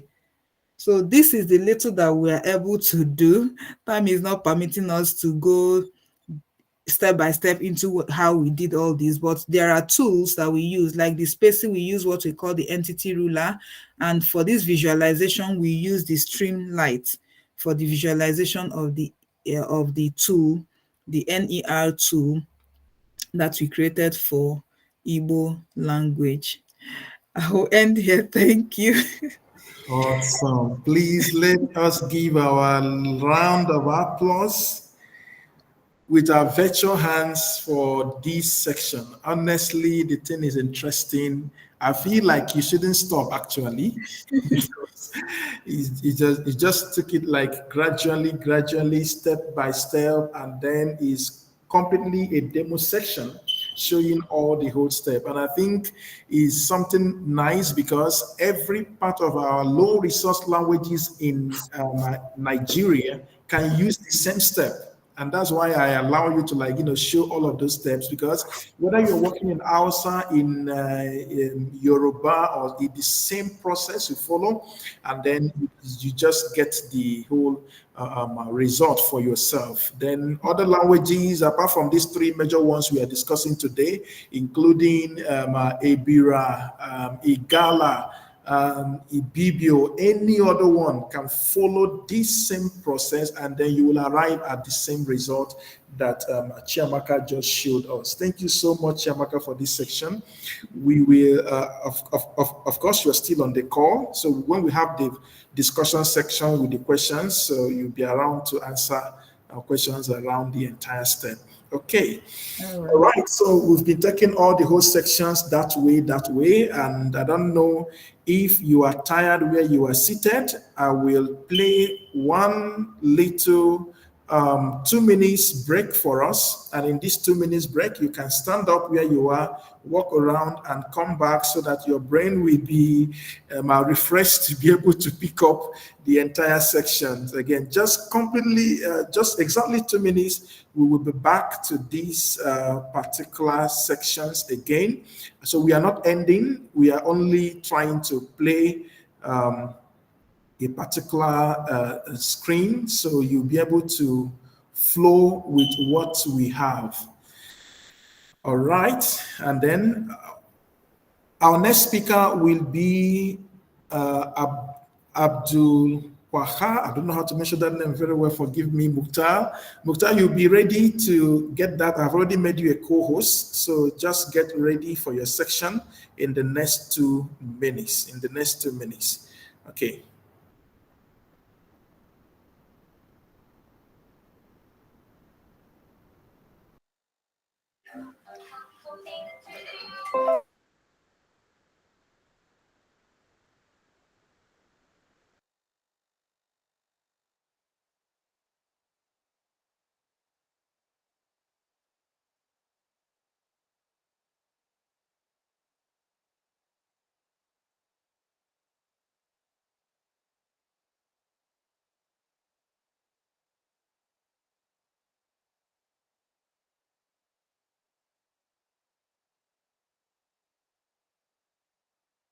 Artificial intelligence. My name is Dr. Emeka Oguju, and I am proud to serve as the Director of Educational Capacity Building for this forward-thinking and innovative organization. As we stand on the brink of the fourth industrial revolution, I want you to know that artificial intelligence, or AI, is transforming industries and reshaping the future of our nation. At PAIDeF, our mission is simple but powerful, and it is to harness the potential of artificial intelligence to drive Nigeria's development economically, socially, and in governance. Now, through PAIDeF, we aim to be at the forefront of AI innovation in Nigeria, and this is positioning our country as a hub for cutting-edge technologies. You see, we focus on sectors such as agriculture, health, aviation, renewable energy, transportation, and even national security, using AI to create solutions that will benefit every Nigerian. Our vision at PAIDeF is to build a community of AI professionals and enthusiasts who share this passion for progress. We believe that collaboration between industry and academia and government is the key to unlocking the full potential of AI. That is why PAIDeF is calling you, AI practitioner who's listening to me right now, IT professionals, and anyone passionate about technology and its role in shaping the future to join us in this exciting journey. Membership in PAIDeF is open to individuals from all levels of government, federal, state, and local, whether you are currently serving or have served. Okay, we welcome not only AI practitioners, but also those involved in the broader ICT space. As a professional organization, we are committed to fostering growth and development within the AI profession by supporting education, research, and ethical AI practices across Nigeria. When you join PAIDeF, you will gain a lot of experiences, and joining PAIDeF is simple. You can fill out the membership application form by visiting our website, which is www.paidef.org.ng. Just prepare a 3-page upgrade CV, your credentials, your passport photograph, and evidence of payment for the application processing fee, and then you submit your application today. You can start today. We've created various membership tiers to accommodate different levels of experience, including full membership, associate membership, graduate membership, and even student membership. We have full members, which you can become up to the affiliate membership to the corporate membership. Once you are accepted, you will join a dynamic community of professionals, and your membership will be formalized at our induction ceremony, which is going to be holding any moment. It's an opportunity to not only network with like-minded individuals, but also to contribute meaningfully to the AI landscape in Nigeria.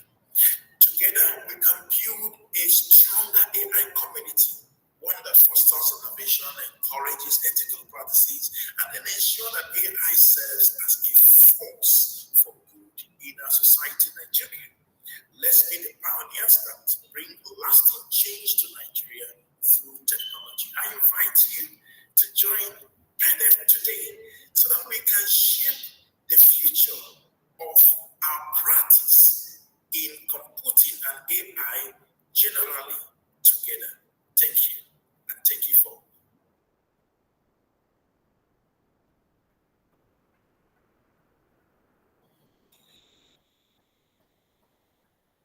All right, welcome back from that break. And I guess you get something from that break. Anyone with any question from that break should direct it to the General Secretary, Dr. Kudirat. Dr. Kudirat, are you on the call? Hello, Doc, are you on the call? So you direct all of those questions to Dr. Kudirat, and he will be able to answer your question. How do I pick my forms? How do I do the membership stuff? And then we also have our director all around, Dr. Henry. Every one of them, they will be able to answer your questions as we progress in the webinar today. Okay, the next section will be on Hausa language. Okay, so we've taken Yoruba language, we've taken Igbo language. Now let's look at Hausa language. Mukhtar Abubakar is our speaker, and he will be looking at the area that will help us see methods for developing NLP resources for the Hausa language. So let's look at that together. So Mukhtar, you can share your screen at this time. Are you able to do that now? Yeah, thank you very much, Dr. Emeka. I'll be sharing my screen right away. So please, can you confirm if my screen is visible? Perfect. All right. How about my slide? Definitely. Yes. All right. So good afternoon, everyone. I'm Abdul Kahar Mukhtar Bakar. I'm a senior data analyst at iHub Global Services. So I'll be taking us through the methods for developing NLP resources for Hausa language. So these are the contents I will be going through. I'll be talking about the Hausa language, the importance of NLP resources for Hausa language, the challenges we face in NLP for Hausa language, and what are the methods for developing those NLP resources for Hausa language. And we'll be looking at some of the tools. And so Hausa language. Hausa language is one of the widely spoken Afro-Asiatic language, which is being spoken by over 60 million people, as the previous speaker also made mention of that, with majority of the speakers were based in Nigeria, Niger, and Cameroon. So it belongs to the Chadic branch of the Afro-Asian language family. So Hausa language stands out as an extensive documented and researched African language with a history spanning over 150, but still there are challenges we are facing with regards to NLP. So talking about the linguistic family and the orthographic origin of Hausa language. So from the top of the branch, we can see it's an Afro-Asiatic family. So it's part of it, we go to the Chadic, and from the Chadic, it's part of the West Chadic because we basically the Hausa speakers majority are in West Africa. So we are from the West Chadic region, and we go to the Hausa language, and Hausa language is being actually using two orthographic styles for writing. We have the Arabic base and we have the Latin base. The Arabic base we call it Ajami, and the Latin base we call it Boko. So basically, this is a Latin-based alphabet for Hausa, which is the Boko. So it's similar to the English alphabet that we know. So A to Z, and with addition of those, some of the diacritics alphabets will be added to it. So again, we have the Ajami, which is Arabic, but it's similar to the way we represent Hausa in English. So we can represent Hausa in Arabic language. So we can use the Arabic alphabet also to speak the Hausa language. So talking about the importance of NLP resources for Hausa language. Why do we even need these NLP resources, and what can we do with these NLP resources? So the first thing is that we can go for machine translation task, translating from Hausa language to another language. So currently we can translate Hausa language to English, but what of translating from Hausa language to Igbo? What of translating from Hausa language to Yoruba? So still there is a room for improvement with regards to that. And if we use machine translation, it will be very useful for non-speakers of Hausa language, and it can be used in various departments and various sectors. It can be used in education, teaching people Hausa language, and you can easily learn it on your own without needing any person who speaks Hausa language. It can be used in the healthcare system. What if a person from Hausa language meets someone who can only speak Hausa language, meets someone who doesn't understand language? So these devices can be used to quickly interact with the other person. And in the government services, it's currently being used, like in the UN, United Nations, you have people from different backgrounds, and each one will be speaking mostly in his language, and they will be wearing some headphones that will translate it automatically as they speak. So these are some of the things that can be used for machine translation. Again, we can use these resources for sentiment analysis. Sentiment analysis in the sense of gathering opinion of the users, especially in the social media, because now majority of the things are coming from the social media. We interact with social media, and for example, if we talk about X, which was previously known as Twitter, if you are looking for the current up-to-date news, you might quickly get it over there. So this is a place that you get resources from, and you can build a sentiment analysis, opinion of the users, and it can be used for the customer service. It can be used for a variety of tasks as well. So we have text summarization. When we talk about text summarization, is that you have a large volume of text and you try to summarize it into, just like an abstractive form, so a concise summarized language. So this is very useful. For example, one of the previous speakers who was displaying BBC Igbo. So for example, if you open the page, you might see it very bulky. So sometimes you might want to just summarize, though it's highlighted because it's a news website, that the headline will contain a summary of what the content does. But if it is not a summary, if it is a situation whereby it's not a web news related website, so you can actually just get those documents, get it summarized, you get an abstract, you get it quickly, and you don't have to read everything. So this is another text that we can use for text summarization as well, and it can be used in the news agency, research institution, and educational platforms as well. So the next thing we can use, those resources that we can get, it's speech to text and speech synthesis.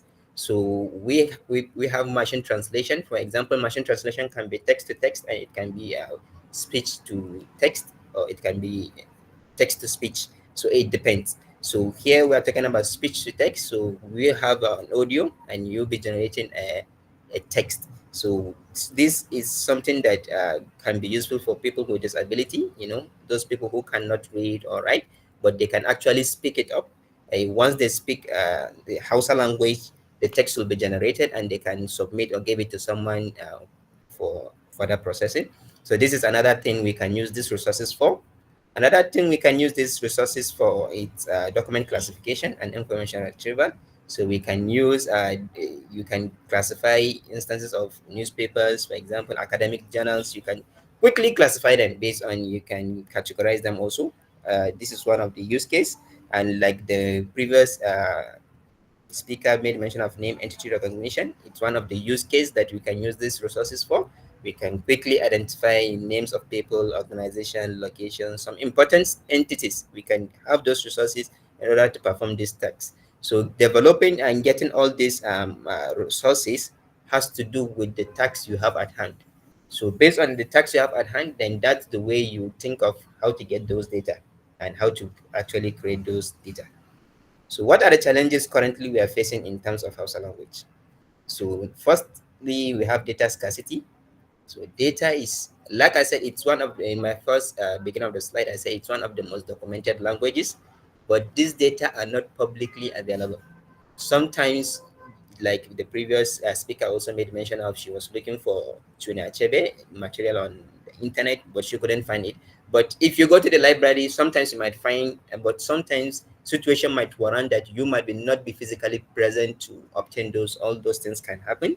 So data scarcity is actually one of the major problems. And Hausa language is also a low resource language, like some of the languages. And we have dialects and variants. Another issue that comes with Hausa, or generating resources for Hausa language, is that the Hausa is spoken in dialects. That is, the Hausa in Kano, it's different from the Hausa in Katsina, and the Hausa in Katsina is different from the Hausa. Not that it's entirely different, but the choice of words and some meaning, some ambiguity within among the words. So the Sokoto variant, we have the Zamfara variant, as well as the Ghana, we have other countries as well. So the variants are also there. So if you are trying to develop any of the previous applications for Hausa language, you have to also think about who are your target audience. Is it for the general, or are you going to, like the Hausa in Kano, it's basically considered one of the general Hausa language. So if you are trying to build here, you can go for the general. But if you are trying to build it for the people of Sokoto or so Katsina, sometimes you have to do it based on location also. So it's one of the challenge. Then we have orthographic challenge. Like I made mention of, Hausa language is being written in both Ajami script and also in Boko script, Arabic and English Latin alphabet. So also this is, how do you get comparing the Arabic and the Boko, let me say the Arabic script and the Latin script. The Latin scripts are much more easier and available to get maybe online, but the Ajami or the Arabic scripts are much difficult to get. So if you are trying to develop any application that uses Ajami, you might face a lot of more challenges as compared to when using the Latin Arabic. So resource infrastructure, so also some of the resources that we can use to pre-process, because majority of the devices or tools we have mostly based on English, but there are ways we can fine-tune, ways we can actually click them or play them in the way they can understand our local languages. So that also issue I challenge, because it's sometimes very challenging to do that as well.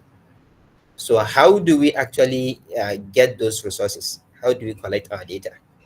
How do we go about it? So for the first instance, we have web scraping, like the previous speaker has made mention of that. You can go to the website or one of the websites that has to Hausa content, and you'll be able to use tools like Beautiful Soup, like she made mention of, and she used, and you can get your whole data in bulk. So I just have one, just a demo, though I won't run it, but I will just highlight some things that just an expansion of what she has already previously did. So I don't know if my collab is showing. Can someone confirm? All right. So let's proceed. So there's something I wanted to make mention of when dealing with web scraping. So if you're trying to do web scraping, you have to also have basic knowledge of HTML. You have to know the basic structure of how a website actually looks like and how a website is being developed, because this will save you a lot of trouble. Because if you are trying to use one code to web scrape one website, that particular code might not work for another website, because just like coding, we know it's handwriting and everyone has his own style of writing, and everyone so changes might be there. So sometimes you have to know basically the tags of HTML and how to actually web scrape it. And based on that, for example, so we know the tags, some of them are HTML, div, head, title, body, H1, the header, the paragraph, hyperlink. So it depends on actually what you are trying to do. So for example, if you are trying to web scrape, I can try to get all the tags or all elements that have this tag B bold. So it will generate all those content and fetch it out. So you should be able to know that, okay, do I need the title? Do I need paragraph? Do I need heading? So you should be able to know that what do you actually want from that particular website. So these are things that you actually need in order to use web scraping. And for example, if I was trying to use BBC Hausa over here, so BBC Hausa is giving here. So if we try to web scrape it and I get the title, you can see BBC Hausa title. So it comes up with everything that has to do with the title. Instead of coming with just Labaran Dunia and BBC Hausa, so it was based on what she did, I decided to actually bring it up. So the basic thing is we should be able to inspect the element of the website and actually know what we want. So for example, if we go to the header section of this website, we can see the title is given as Labaran Dunia. So we actually web scrap, get the content of this title, so it comes with the title, everything. But if you should be having the Labaran Dunia, BBC Hausa News, you should be able to do that because you should be able to remove the tags. So this comes in pre-processing technique, then you should be able to do that as well. And also, so for example, this is getting the headers. So I use the div class, this is the name of the class that I used to, so it comes up with the website content. But actually what I was interested is just this Yam Majalisa, this the particular information, the tagging, the web design, I don't actually need it for my dataset. So you should be able to know how to play around and also be able to make this possible. So also sometimes you might not be only be interested in knowing just the site or the title or the content, sometimes the links. So you should be able to also get the links. And also one thing that you can do is that after getting the element to whatever you have web scrap, this is from another website, which is hausa.legit. So you should be able to save it in a CSV file, because whatever you get, you should be saving it locally. so that in there you can use it pre-processing. Not that each time you want to use it, you have to be fetching that information, because the content of the website do change as well. So sometimes it's good to create your own local data set. So you save your data in CSV file and you start pre-processing. And also when dealing with web scraping, so we should be able to be thinking about the ethical consideration as well. So it's not that not all website you go to and you just type web scraping everything. So copyright issue, all those thing contents. So you have to be very careful. And so you should know that, is this information publicly available? Is it not publicly available?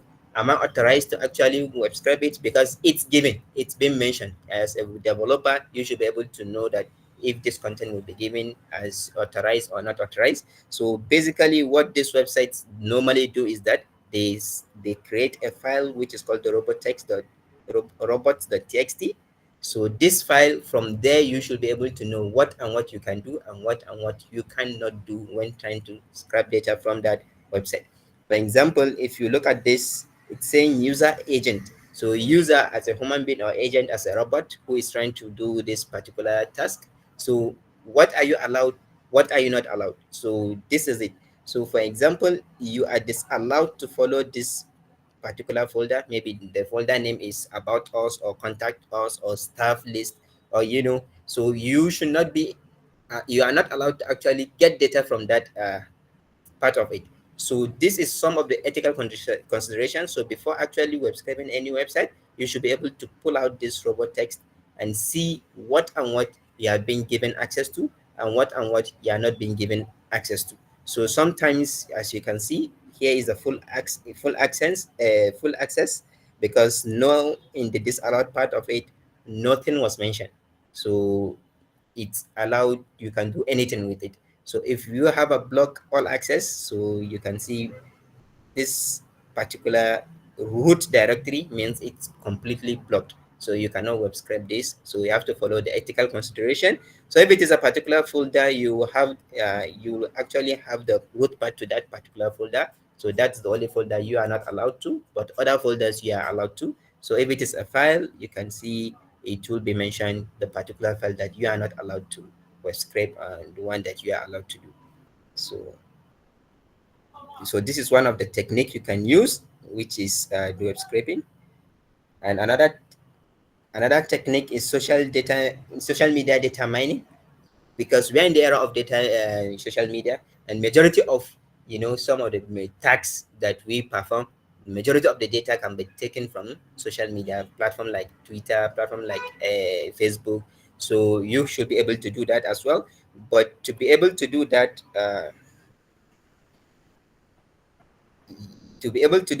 you actually need to have access to, you should be able to have access to the API key. So there is this developer.x. So it's actually Twitter gave a platform for developers to be actually accessing its content.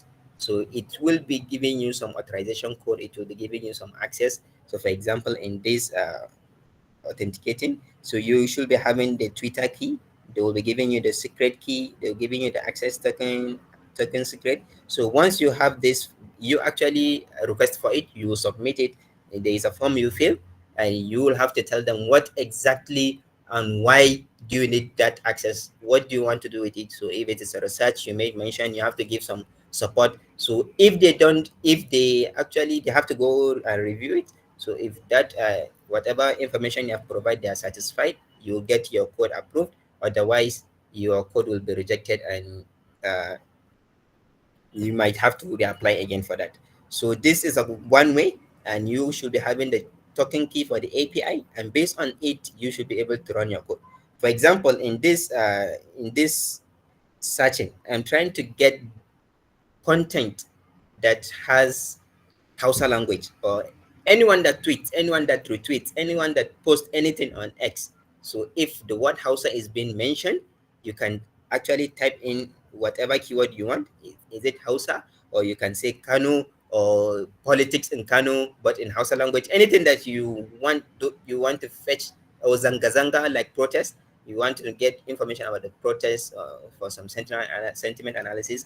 So how people are reacting to the protests So you write zanga zanga because as people are typing on X, they might be using some hashtags and they might be using some keywords. So you are to use those keywords to actually fetch your data. And you can see there are some limits to it. So how much data do you need to be able to fetch? So you should be able to fetch that data as well. And also, if you can also use date and time, because if I said zanga, maybe protest has been happening for the past how many months. So if I'm trying to get that information from yesterday, maybe a brand new started yesterday, you should be able to use the start date and end date. So you should be able to use this start date and end date and get all those tweets that have been sent or that have been posted based on that particular date range. So this is another technique that you can use, and based on whatever data that you got, I was able to do a name entity recognition and also sentiment analysis, but this has been discussed by the previous users as well. So I will continue. And another way is this crowdsourcing. So this crowdsourcing, it's actually a community whereby people do gather the data and annotate the data and do. All right. So this is another community that we people actually do. For example, one of this community is this Mozilla. We have this Mozilla voice. So this data set actually it's voice based. So people actually go in voluntarily to actually get a recording because you will register with them. They will give you some text and you should be able to pronounce it. So they will check the quality of the sound quality, and they will, so this is community based. People are also contributing from their own end. And so they will get some demographic data about you, your age, because this data, because it's speech, we should be able to categorize it based on, as a young person is growing on, his speech is high, and a lady and a man. So all those considerations. So that's why they ask for your demographic information. So this will allow the researchers to know what voice to use and what voice. So there are communities like this that people actually use to gather data as well. So like I said, anyone can participate in this. You can log in, you register with them, request for access. They will give you text to actually pronounce, or let me say read it out. So you read it out in a good quality and they will review it. But even if the quality of that text is quality of that audio is not good, they will just add it, they will accept it, but they will tag it as rejected based on the annotator. The annotator will reject it. This will also enable us well training the model. It's also another data that can be used to validate the model as well, noisy data. So it depends on the task at hand. So that's why they do not discard those audios that are noisy as well. So they also incorporate it and try to see based on the users and the task you have at hand, what you are able to do with it as well. So this is one of the technique we can use. Basically, we have the web scraping, like I made mention of. We have social media. So this social media, it can be Facebook, it can be X, anyone. And we have crowdsourcing, whereby a community where people go and create their own data set and do the annotation as well. So sometimes when you get this data, the data will not be enough, because we are in the era, because we no longer, some tasks perform better with sequence model, RNN, LSTM, but as the technology advances, we're in the GPT era, large language model era, so they require large amount of data. So sometimes you might have to go some other ways to add additional data, because those data that you have gotten maybe from the library, maybe from the internet, might not be available to you. So we have another technique, which is data augmentation, how to actually increase the size of your data set, to increase it in order to accommodate so many samples, so many on data, so that it can be used to for that. For this data augmentation, these are some of the techniques. We have back translation, we have synonym replacement, we have random insertion and deletion, we have noise injection, we have sentence reshuffling, we have word embedding permutation, we have paraphrasing, we have entity masking. So if you go with back translation, what does back translation means? Back translation basically means that you have a text written in Hausa, like in son karatu, I love reading or I love studying. So you should translate it to English. You should use another third-party application like the Google Translator. So if Google is trying to translate it, it will be in the first instance, it might say, I love studying.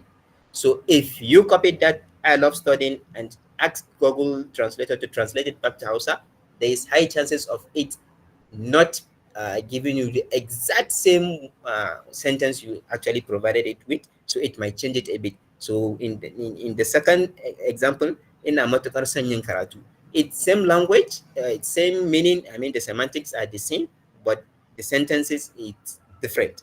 So this is another way to actually increase your own data set. You do back translation, translate it into one language, and from that language you translate it back to your original language. So at that you also have additional data. So another thing is synonym replacement. So words that are similar in meaning, so you try to replace it, and it also, like for this instance, in this original sentence, we had ɗalibai suna karatu a makaranta. It means students are studying in the school or university.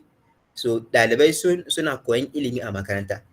Ɗalibai suna koyon ilimi, and the first sentence, they are similar, very similar, but we have replaced some of the keywords. That is, we have replaced karatu with koyon ilimi. So karatu and koyon ilimi, they basically mean the same thing. So this is another way you generate, you increase your size of their data set. Synonyms replacement. You replace some of the keywords that with synonyms. Another thing is we go with the random insertion and deletion. So you insert words randomly in the sentence. So the semantic of the sentence will be the same, but the structure, the syntax will be different. So for example, yawancin mutane suna fita da safe. That means a lot of people actually go out early in the morning. So if you try to change this sentence and insert some keywords, it will be yawancin mutane suna fita sosai da safe. So it's the same thing, but here in the second sentence we have some kind of emphasis. But so it's also another way. So you kind of sometimes randomly insert some keywords, and sometimes you delete it. And also by doing that, you can create the size of your data set to be a bit bigger. So another point is you can have noise injection. So trying to add noise to it, or maybe misspelling, incorrect punctuation. So it is all this data augmentation, like I made mention from the beginning. What you should know, what is your problem, what are you trying to solve, and based on that you know how to get your data. And based on that, if your data is not enough, you should know the technique that you will be using for noise injection. So for example, in this noise injection, have you, if any one of you is trying to interact with ChatGPT, even if you make a spelling mistake, it will be able to correct it and understand the context without asking you what that specific word is. So sometimes while training it, you insert some noise and you try to correct it while training it. So based on that, it gets performed in the performance of it. So it depends on the task at hand, what you're trying to do. So sometimes you might need to insert some noise, some misspelling, some incorrect words, some incorrect punctuation. You have to swap some words. So these are techniques that will also increase your data set, and this also depends on the problem that you have at hand. So we have sentence shuffling. So sometimes you shuffle the sentence. If, for example, if you have 2 to 3 sentences, you can swap the location as far as the semantic, the meaning of those sentences remains valid and doesn't change. So sometimes you might be, that is possible to do. Ina zuwa kasuwa da safe, bayan haka ina tafiya makaranta, sannan na yi karatu har yamma. So I'm going to market in the early morning. After that, I'll be going to school. Sannan na yi karatu har yamma, I'll be studying till the evening. So this is a technique. This is the original sentence. So if you try to reshuffle it, na tafi makaranta bayan haka, ina zuwa kasuwa da safe, sannan na yi karatu da yamma. So the semantics, it's also the same, but you can actually reshuffle it and increase the size of your data set as well. Okay. So we have word embedding permutation. So in word embedding permutation, it's that you use word embedding technique. So one thing is when you are dealing with natural language processing, when you are dealing with text, for example. So why? So the complexity goes like this.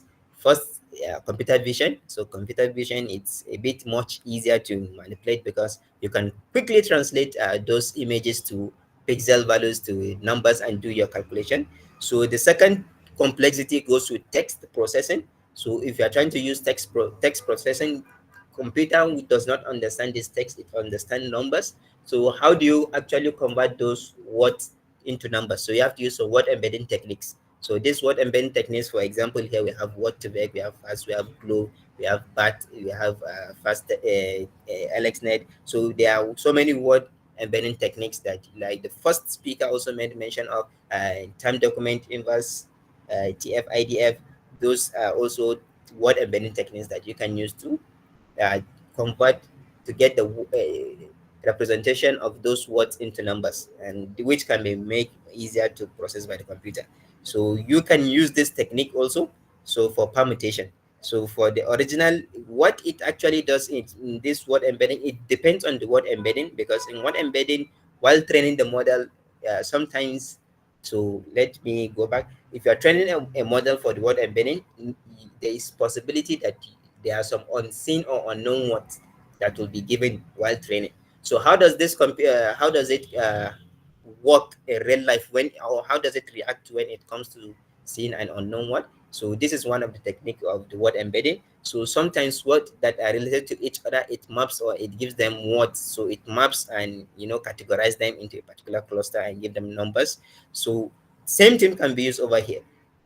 It's just like a synonym replacement, but in this case we are using word embedding technique. So words that are very similar to each other, because these days a lot of mathematics behind it, like the first speaker said, and a lot of theoretical concern regarding to this word embedding. But what I wanted to say is that we can use this word embedding to replace neighbors, closest neighbor to in the word embedding space. So words like that can be used to do that as well. So we have paraphrasing. Previously we have seen reshuffling. If you have multiple sentences, you can reshuffle them. And we have paraphrasing, whereby same sentence but you change the structure of it, and the semantics, the meaning will still be valid as well. So this is a way you actually do to increase the size of your data set as well, and to get more data. So we have entity masking, just like the name entity recognition, and the last speaker made mention of. So you can identify people, places, organization. So we actually match them. So like in this sentence, Sadia ta tafi Abuja don yin aiki. So Sadia has gone to Abuja to start her own work. So Sadia is the name of a person, Abuja is a location. So if we can see, if you can replace this Sadia with person tag and Abuja with person tag, so that means we can substitute any word in place of those person and location. Just like in the next sentence is Fatima ta tafi Lagos don yin aiki. Same sentence, but we have replaced Sadia with Fatima, and we have replaced Abuja with Lagos. So this is another entity masking, and it's another technique that you can use actually to increase the size of your data set as well. So some of the tools that have been mentioned by the last two speakers as well. So we have the natural language tool, NLTK tool, used for STEMI tokenization, STEMI lemmatizing. So this we have Spacey also, if you are using part of speech tagging, name entity recognition. So these are tools that are perfect for that. We have text augmentation. So I made mention of synonym replacement, back translation, noise injection. So these are tools that are perfect for these scenarios. And we have Caldi and Mozilla Deep Speech. If you are talking about text, if you are talking about speech to text, or you are talking about speech based, your project or your problem at hand has to do with speech. So this is another tool Hello, that you can use. Mukhtar. Yes, sir. Okay, I'm looking at the time. If you Yeah, are I'm able also and almost done. about 8 Just that, minutes. Okay, yeah, I'm in the conclusion part of it. So great. yeah.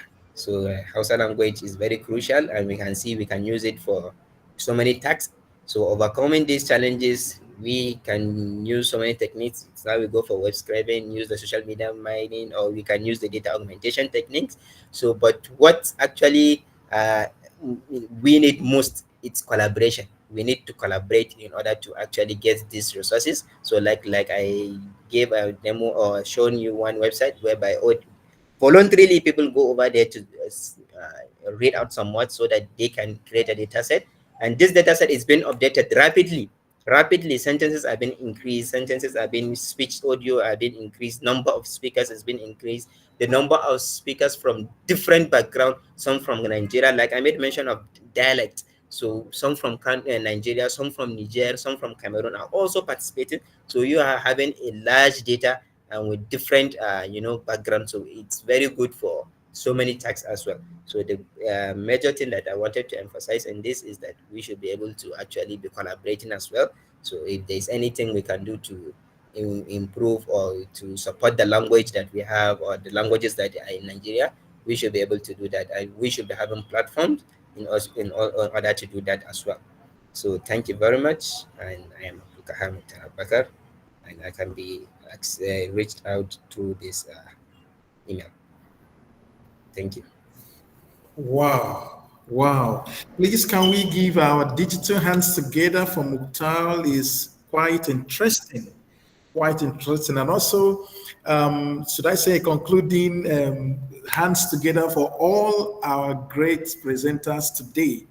The 3 sections or 4 sections, including the keynote address, they were all on point and very, very wonderful. Mukhtar summarized by telling us that we must collaborate, and that is a whole essence of this workshop. After hearing every bit of these things, we must collaborate, come together. Also, guys can now begin to, those who are native speakers in Hausa language, begin to look for ways of creating resources together for Hausa language. Those in Yoruba, the same thing. Those who are native speakers in Igbo language, the same thing. Before you know it, we have created enough resources for us to do NLP tasks. And that is the beginning of the artificial intelligence that we are talking about currently in Nigeria. All right, so we are at the last part of this workshop section, and I will be opening the floor right now for interaction. Please let us remember the rules of the engagement. For the next 30 minutes, we will be having a lot of a talk. Where you are right now, make sure you are in a place that do not have any background noise, please, because I'm going to allow everyone now to mute, and then you'll be able to talk. So make sure there's no background noise where you are. So if you're talking or you're explaining anything, there will be no noise, because this section is being recorded, and we want to send this file to every participant. You can listen to it over and over again, and we do not want to have all of those noises at the background. Please, we plead that you do this. It's very, very important to us. So I'm now taking the section on the Q&A section. By the right-hand side, you will see activities on your screen. When you click on activities, you will see Q&A. Please click on Q&A, and you will see a list of questions already that members have already asked. You see a list of questions there. I'll be picking these questions, and then I will be throwing it up to our speakers. Our speakers are the discussants in these sections right now. So, and I think at this time they can put on their cameras. Let's put on our camera, then we'll put up ourselves together on the pin ties so that all of us will be there to be able to pick the question. And if you are asking any question, let's know which of the speakers that you want to handle any of the questions. So let me start by putting up my own face. You can see from my own end. All right, so that's my handsome face. Okay. All right, so Mukhtar, you can do the same thing. Chiamaka, the same thing. Professor Philip, the same thing. So we can be able to pin Tyler. Yeah. I'm here. Okay. All right, I can see Prof. Prof is more handsome than myself. Okay. No, that cannot be true. No. All right. Okay, so the first question I'm having there is how can we get access to the code and resources presented? How can I contribute to PAIDeF? This is not a direct question, but I think it's general for every one of us. You can contribute to PAIDeF by first being a member. just get to our website, paidef.org.ng, paidef.org.ng is the website. Just get on there and follow the steps for becoming a member, fill in the form, and then you'll be able to join us and you'll be part of that. For this, we are going to make this available to all members. All the codes that are used for this section will be available on the website. All the presentation slides will also be available. So it is going to be open for everyone. So you do not have challenges about that. The next question is, what are the benefits of joining PAIDeF as a graduate? All right. Benefit of joining PAIDeF as a graduate. I think we have in our midst the secretary. The secretary will answer this maybe towards the end to be able to answer that. How can we look for community of like-minded people to engage ourselves in NLP research? You have the community with you right now. This is the community. There's no other community you're looking for. This is the AI community in Nigeria, the interest group of NCS, Nigeria Computer Society. So this is the community, and you can come. We can collaborate and work together to be able to provide these resources. The next question is from Rena. From Chiamaka's presentation, how can we handle overfitting in this model since she had 98% training and prediction results? So Chiamaka will stop here and ask you to answer that question. Okay. I had the 98% was the accuracy of the model anyway, because we didn't get to the point where we wanted to evaluate the model, to show the evaluation, to know how well our model lands, what lands from the text that it was trained with. So for overfitting, overfitting most of the time is when the model have learned too much. So again, when you are fine-tuning, if sometimes you have to tweak the hyperparameters, some of them is because you don't have enough data. Remember, some of these big models we mentioned, we are looking at today, the state-of-the-art models, BERT, all of them. If you look at the thousands, millions of data they were trained on, but when we work, there was a model I trained when I first started. It's overfitted, but it was just a little number of text that I used for that training, and I could understand why the result was tilting that way. So one is the amount of data. Then second is your hyperparameters. Tweak them, change the learning rates, all of them, tweak them, and you'll be able to achieve a better result, and your system, your model will not overfit. All right, that's fine. That's fine. That's actually going to be my answer too. Okay, thank you so much, Chiamaka, for that. So direct. Can I add to that, please? Okay, yes, Prof. Prof, go ahead. Yeah. Thank you for that question, and then thank you, Chiamaka, for the way you handled the question. I was just going to add to the fact that in the end, your model is a kind of approximator. So you imagine you want to approximate a parabola, and the model you build for it is a straight line. It's not going to work. It cannot represent it. And similarly, if you want to represent a parabola and you have a cubic, it's too much. So it's about your model size itself, which it goes back to the number of parameters you have to really learn, and the amount of data you need to learn it. To learn a line, I just need 2 points. I need 2 points, I can learn a line. That's it. I want to learn a parabola, I need about 3 points to be able to learn that. So look at it from that point of view, from that kind of basic, I would say, basic understanding that you're trying to learn a function, is essentially. So it's ask yourself, what do I need to learn this function? What kind of parameters do I have there to learn this function, and how much data do I need? That will help you to be able to think through it, because there's no model building is an iterative thing. You need to sort of do many times and try many things before you can say this is the model you're going to get. And that's why you had the validation set. Thank you, Prof.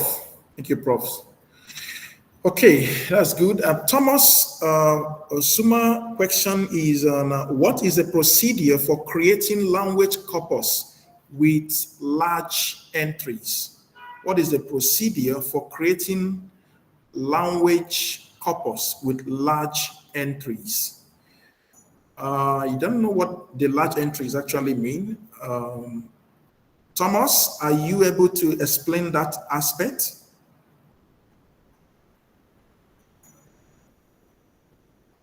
Are you able to do that, Thomas?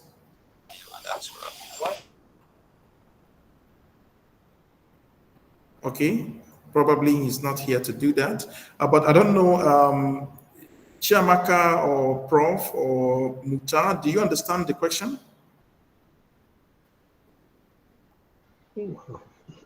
If I'm going to give it a stab, you're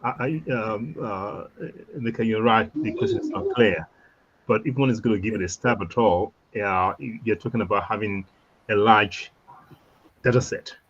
And I think the two speakers, Chemaka and Ahmed, they give us how to do it in a way. You can see that it's not easy. If you're going to start from scratch, it's not easy unless, and that's why we're here to talk about this and see how we're going to sort of bootstrap and create large data set for our languages.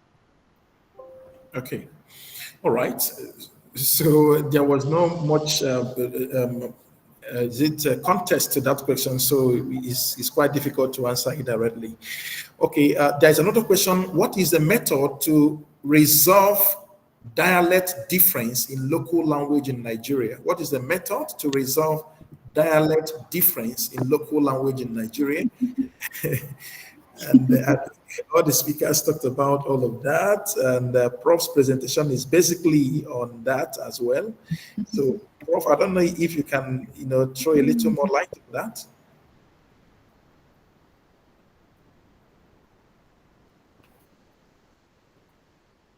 The best method to resolve dialect difference in local language in Nigeria.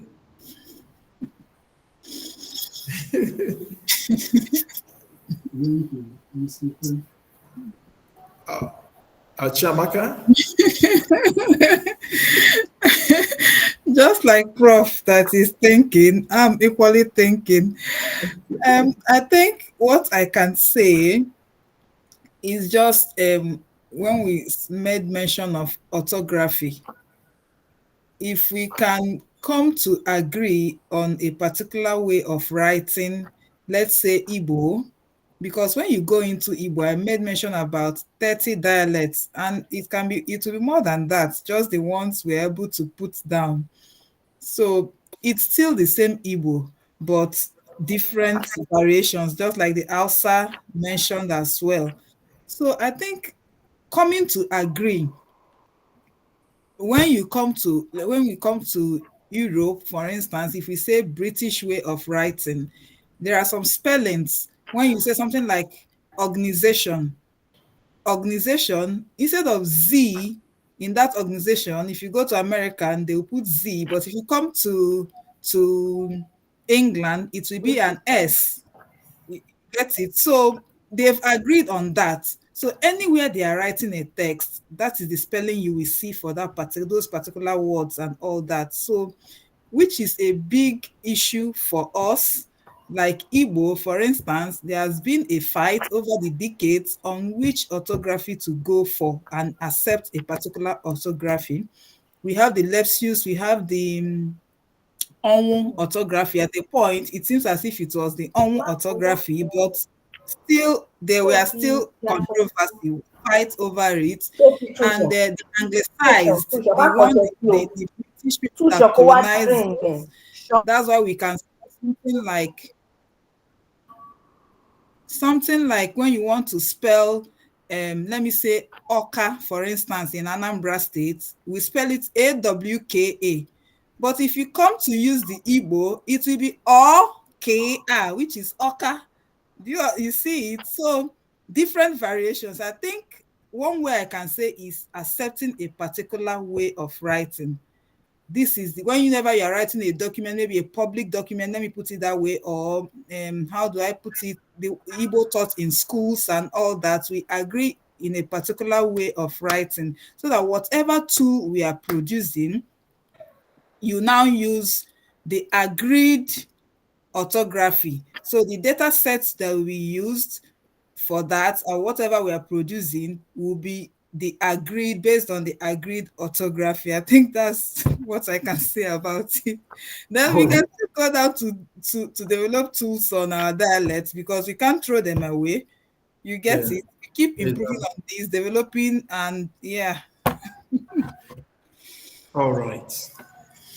Okay, Prof, you can go ahead. Yeah, sorry. I just thought I should add a little bit to what Chamaka said. She's right, because I think one of the things I'm thinking that NCS or even PAIDeF should do is to sort of move towards having some kind of standardized form of each of the languages, because the dialect is just a machine translation type of problem now that you have, and it's so close to it, so it shouldn't be too difficult. We have got one standardized format that we know is going to be the written form for writing documents, for translating maybe judicial documents and all that. But you can say, from this language to this dialect of it, I can do a translation, and we can work on that too. So it becomes easy to do that kind of translation. And I don't think I don't think it's going to be too hard to do this type of thing. But we need to have a standard. Definitely, there has to be a standard. Great. So it's something we can take up. Our director of research, please, you are on this call. This is one area we can also begin to work on right here in PAIDeF. So we can do something around that area. Okay, the next question is, are there policies or regulations guarding creating and developing data collection platform for open resources for dealing with dataset scarcity? Are there policies or regulations guiding creating or developing data collection platform for open resources for dealing with dataset scarcity in Nigeria? That's from Dr. Julius. This was actually sort of mentioned by the keynote speaker, Dr. Ajala, about the issue of regulations and policies and AI policy issues and all that. So I don't know if we have some contributions on that. Assuming Dr. Ajala is still on the call, this is the right place for him to bring in his own perspectives on that. So I don't know, is there anyone too who can contribute along this line? Are there policies or regulations guiding the creating or development of data collection platform for open resources to deal with data set scarcity in Nigeria? I know that we have the AI policy in Nigeria, which is also currently available. And then there are also statements in that policy that guides about data curation issues. So I think we can look into that and make use of that. Hello. So that's what I would say about that. Unless if there's anyone who wants to make a contribution along that line. Hello. Okay. All right. Tell me, Laura, can you go on? Yes, good afternoon. My name is Oluwatamilore. I'm a student from the University of Ibadan. Just a quick contribution to the question that was asked. I think a problem we may have when we are dealing with data set building and all that data creation is copyright, because of using already published works from authors, newspapers, and other already published materials, maybe translating from English to the current data set. So if there's a way that the current copyright laws can be relaxed a bit to ensure that we can get this already published work in whichever form that is necessary for it to be translated into low resource languages in Nigeria, if those copyright laws can be relaxed a bit, I mean, with the necessary guidelines as to usage, it will go a long way in ensuring that we can have access to already published work. So that's my contribution. Thank you. All right, thank you so much. Okay, so let me take what I will call the last question, because this is Hello. now 2:30. My main concern with AI research in Nigeria is a lack of proper evaluation. How can we compare our results with state-of-the-art models? As a reviewer, I often notice that many of the works from this region lack thorough evaluation. What steps can we take to highlight the novelty of our research? This looks to me like a very interesting question. And I think that should go to Professor Okumboda. Prof. Okay. There are several things that that has come out of that question for me. Number one, what problem are you trying to solve? That's the first question. Number two, what kind of benchmark data set are you trying to sort of work on to showcase your uniqueness or your novelty of your work? Now, if you say, for example, if you say you're doing, say, named entity recognition in English, there are benchmark data set already out there, and I think it would not be a good idea to brew your own in your kitchen and say you want to test on that one and you got some good value, and it will not work out. However, if, say, for example, if you look at, say, Chiamaka's work, she's working on Igbo language. It's a low resource language, we know that. Now, any method she comes up with, it's very unlikely she'll be able to sort of compare herself with some other methods. Because even if you look at, say, all the benchmark data that Google have collected, Facebook have collected, they still lack representation from our languages. It's so slanted towards the well-known languages already. Exactly. So I'm not surprised if they don't do well on our language. So to me, I think the two things, when I say that several things have come out of this, is the fact that perhaps one of the things that we should also do here is to have our own African language journal or NLP for African languages. And I'm not saying it because I want us to have more publications. No. I'm saying we want to solve a problem. A journal is an avenue to showcase how you're solving a problem, the progress you're making. That's what it's all about, I think, from my point of view. So if we set up a journal or a conference and we say every 2 years we meet Nigerian Association of Computational Linguistics, whatever you want to call it, doesn't really matter. Every 2 years we meet. And when I use the word every 2 years, I'm saying that the pace of research in Nigeria is not that fast. So give people time, 2 years, to be able to do something before they meet again. And we start from there. It's all our own languages, and we begin to use this kind of platform to create a data set we're going to be using as benchmark to test things against. So if I say I'm doing something on, say, maybe, I don't know, semantic analysis or some task in NLP for Yoruba language, let that be a particular data set that anybody who wants to solve a problem in that area should work on that. And I think one thing I will say, okay, I don't normally reside in Nigeria, but the TED Fund grant, I think this is an opportunity for us to work as a group. It could be a bunch of people get together to apply for a grant to put together data set. So, I mean, that's what I say, a lot of things come up out of this for me in terms of this question. It raised many issues. And yeah, that's how I will address it. Awesome. In fact, that last part you said is a very, very interesting part. You know, we start, curating these data sets and then making them available. And if we can have such things available, that will really, really be awesome. So that if anybody is creating any project and you need a data set on this area, you can easily find a website or a repository where you can easily get that. You see, Chiamaka talked about all the challenges they had trying to create data set from scratch and looking, even doing the manual typing of those data sets. That's really, really large work to do. All right. Okay. So I will be stopping here because of our time, and then I will want to call for the closing part of this section.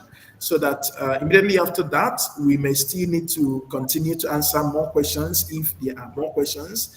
But we need to like do the closing parts so that we don't have people leave completely. I have 185 persons on the call as against the 200 we have sustained for over 3 hours. In fact, I also want to congratulate everyone who has been here for all of this time. We've had very high engagement of people in this call. In fact, it deserves a very good round of applause for everyone who has been here. Sustained engagement. I really love that. I really love that. But I will want to have the chairman of the board of advisors of PAIDeF to be around now to talk to us and give us the closing remarks. And after that, if there are other questions, I will be able to take that, because I really want to ensure that everybody's questions are all taken care of, at least the technical part of it. And then going forward in our educational capacity forum, we will have more training to be able to create more resources for our AI operations in Nigeria. So I don't know if Professor Sodia is on the call right now. Let me be sure. Okay, yes, I can see Prof is on the call. It's my pleasure to introduce to us Professor Adesina Sodia, who is the chairman of our board of advisors of PAIDeF, and he will be giving us the closing remark right now. So the next voice we'll be hearing will be the voice of Professor Sodia. Okay, thank you so much, our dear moderator, who is also the Director of Education and Capacity Building of PAIDeF, that is Dr. Emeka. I want to thank you so much for the great work you have been doing for the past 3 hours. You know, it has been a great time. You know, I'm very sure that all our participants will have also added to their knowledge in the area of artificial intelligence, data curation for NLP resources. Well, we have had a great time. The 3 hours or 4 hours thereabout that we have spent, we have not just spent the hours for nothing. We have gained a lot. I have personally gained a lot. So I want to especially thank our facilitators, our resource persons, our own Shiemeka, Professor Gumbono, and Dr. Abubakar. We thank you so much for the great work, for your wonderful performances this afternoon. It shows that all of you are really committed to AI development in Nigeria. We appreciate you for your support, for your interest. You know, you made presentation with passion.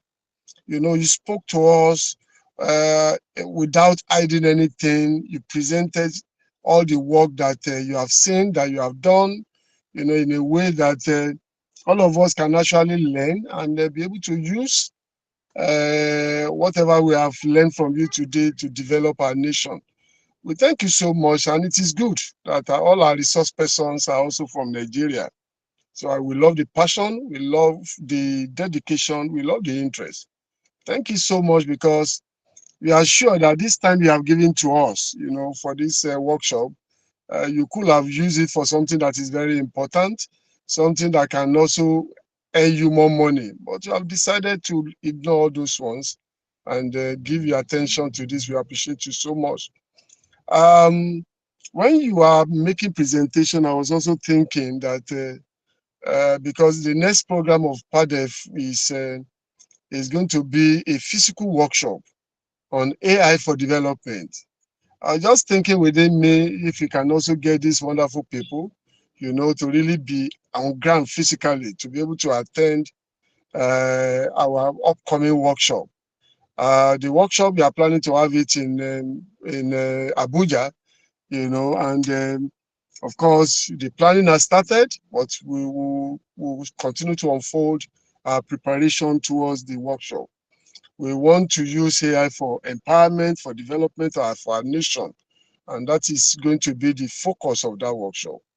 So, well, the conversation will continue, Those of us that are members of PAIDeF already, we will continue to discuss, we'll continue to share resources, we'll continue to talk in this line. I also want to use the opportunity. I'm very sure that we have all listened to this General Secretary when he was introducing PAIDeF to us. I also want to use the opportunity to invite those that are yet to be members of PAIDeF to come and join so that together we can continue to develop AI together in Nigeria. Our focus, our interest in PAIDeF is to use AI for development. And of course, if you are going to realize that, we must develop our capacity, we must re-strategize, we must collaborate so that we'll be able to also achieve this feat that we desire for our nation.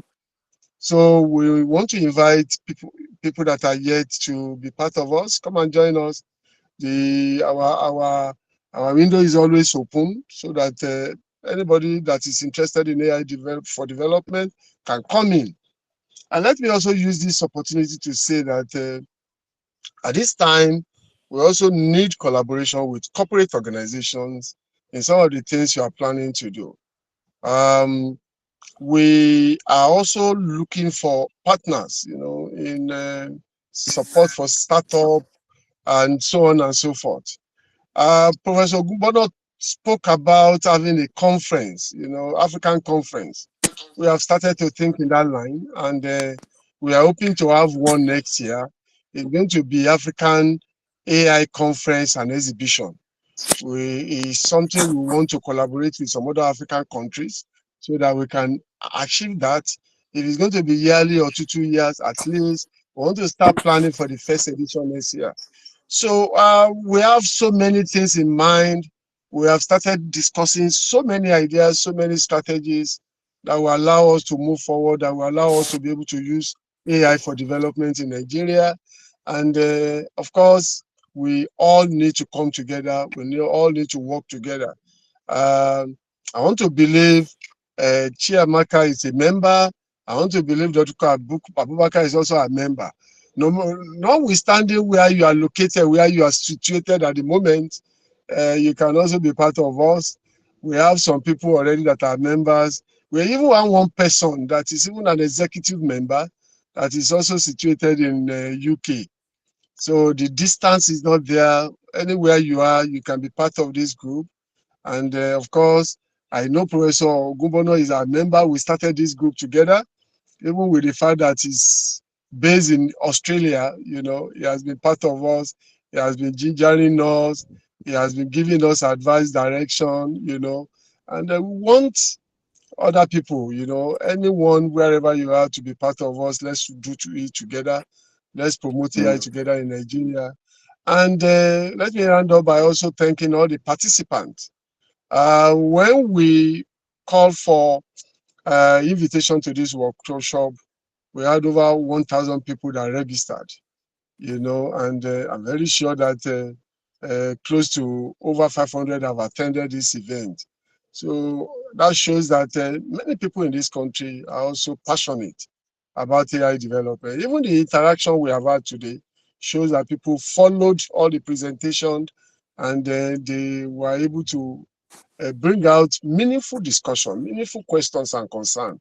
And of course, we hope to continue in this line. And I also want to say that you see more from PAIDeF. We have just started. We had an inauguration about 2 months ago, and we're having a very productive webinar this afternoon. You are going to see more of PAIDeF. People, our executive members, I don't want to round up without talking about them. They are really working so hard. They are so committed. They are really, they are the kind of people that are really capable of ruling this association. So we appreciate them. Director of Education, I give so millions of gusa to you for organizing this very impactful event. And other ESCO members, General Secretary, President, and all other ESCO members, we thank you so much for all the support our director of publicity that led the publicity for this event. We thank all of you. Our guests that gave the keynote address, Dr. Olubimi Ajala, who is the director of National Center for AI and Robotics in Nigeria. We thank you so much for coming. You also spoke passionately, and of course, was able to also mention some of the things we need in order for us to grow, using AI. Let me round up now by saying that all of you continue to expect more. Our door is open. Anyone can give us advice, connect us. I've been talking about collaboration. We want people to collaborate with us. And even if you have an idea of organization we can speak to, or we can invite, or we can collaborate or partner with, let us know. We want to do this thing together. It's not a one-man show association. It's open to all of us. And on that note, I want to thank us for coming. I want to thank all of us for our time. And of course, I'm very sure that we have all learned, we have all developed ourselves, and we have all, in the time we have used that today, I think it has been a blessing to all of us. Thank you all, and God bless you all. Thank you. Awesome. Thank you so much, Prof, for that wonderful vote of thanks and closing remarks and all that. We really appreciate that. Before we lose more persons from the call, we want us to have a group photograph. So please, you can turn on your videos right now where you are. Turn on your videos where you are. Turn on your videos. Let me see your handsome faces, your beautiful faces. Everyone. Yeah, can you turn on your video? Raphael Echo, turn on your video. Okay, I'm already taking the photograph from here. I'm going to take about 2 or 3 shots. So I am the photographer here. Okay. Prof, good to see you. Right. Good afternoon, sir. Okay, so I'm going to the next one. Prof, Anderson, good afternoon. There's 2 more questions, sir. Yes, we are going to take all the questions. We're going to take all the questions. It's just for us to pick up this. Okay, I've taken the second one. Chiamaka wasn't smiling in this one. Okay,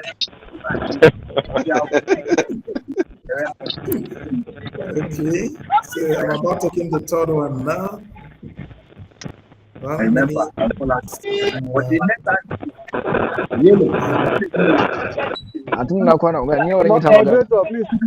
So get ready. You must. The last part. Yeah, we are done. Thank you so much for this photograph. Include me. Well done, no. Director academic. Yes, I have a question. Oh, yes. I'm happy to be hearing the voice of our General Secretary. I've been asking that you are around today. You can talk to me. Please. Need more further. There are many questions about members. People should talk accordingly. People should talk accordingly. Please. Thank you. The moderator, please address the issue. Many people are talking. A lot of people are.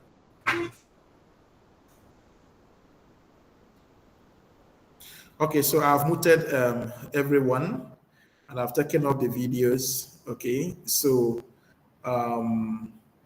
it's Dr. Kudiran that I want to talk. So what I'm going to do now is to pick her out specifically and allow her to answer the questions. There are several questions that have been directed to her.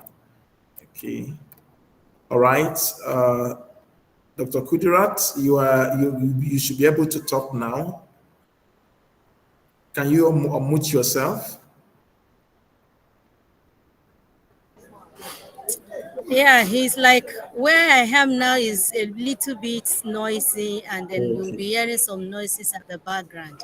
So I'm actually entering the class now because I have a test to be conducted, but notwithstanding, I will quickly answer some questions. Like, for example, somebody that wanted to know the reason why, the benefit of joining the PAIDeF. There are a lot of opportunities and benefits for being a member of this particular group. For example, when you register with us today and you have attended our webinar, you're going to get a free certificate. And this is not just the whole thing that we're going to do. This is just the beginning. We're starting now, and then you are having a free conference attendance, a free certificate. And aside from that, if there are any opportunity, we will not leave you here being a member and then look for outsiders to benefit. There may be a lot of grant opportunities, sponsorship, and a lot of startup issues that will come up, and then benefits that we can get from our donors. So first, who are going to be the first to be, at least to be given that opportunity to enjoy the benefit? The members, of course. All our members are going to be well treated. When you join us, you have opportunity to learn more, to collaborate, to network. You network. That networking in law is enough for you to be a member. Like, many of you have never seen Professor Ogunbona, but today you are seeing him, you have his contact, you can interact with him, you can call on him at any time, and he will surely answer you. And many more. Our owner, Dr. Chiamaka, and the rest of them, the other facilitator too, you can get in touch with them in case you have any issue to discuss with them, or you have something to learn from them. They will listen to you, and getting networked, getting more linked with people or the international bodies and the rest. You are learning and you are building yourself and you're building your career. So this is it. We have so many donor agencies that we are approaching now. And whenever anything comes out, all our members are going to benefit from this, apart from other things that you are going to enjoy. The last time we did our induction in Port Harcourt, we gave out free t-shirts, which is kind of appreciation that for being our member, just take this token. And many more are still coming. I do not want to promise you, but I want to also get ready, and then to be ready to contribute, to work together with us, and then, get more connected, get a number of things done, and then, that is just what I want to tell you. More are still coming. This is just the beginning, a kind of iceberg, and then you have a better and brighter future staying with us in PAIDeF. So I believe you will never regret joining this particular group. So thank you all for your attention. Thank you for being patient. Thank you for identifying with us, and thank you for answering our call. Anytime we call on for you, we are sure that you will definitely come back again, because you have tasted what we have. We have prepared a very nice soup and a pot of jollof rice, which I've dished out, and then more of this are still coming. I don't want to salivate your mouth before the next one. Thank you all. God bless you. Thank you so much, Dr. Kudira. That's our General Secretary, our ever vibrant General Secretary, always available to coordinate the activities of the society at any time. Sometime even at 10 p.m., 11 p.m., she'll be working, putting things in order to make sure things are moving on. Thank you so much, Ma, for that answers to our membership question. So it's a great family. Everyone is welcome. Join. I have given us the link. The link is on the chat. So I've given the link on the chat from our website. So follow the procedures on our website, and then you can join us and become a member. All right. So that will bring us to the end of these discussions today. But that notwithstanding, I will still leave this on record and then answer more questions, so that I'm sure everyone is properly satisfied today. All right. Thank you all. All right, so let me continue with the questions for those who are still staying back. Hassan, your hands are up, so please feel free to talk to us at this time.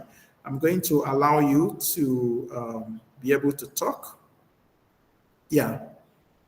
Hassan, Esther, Avenger University, Hello. and Daily, please. You can ask your questions at this time.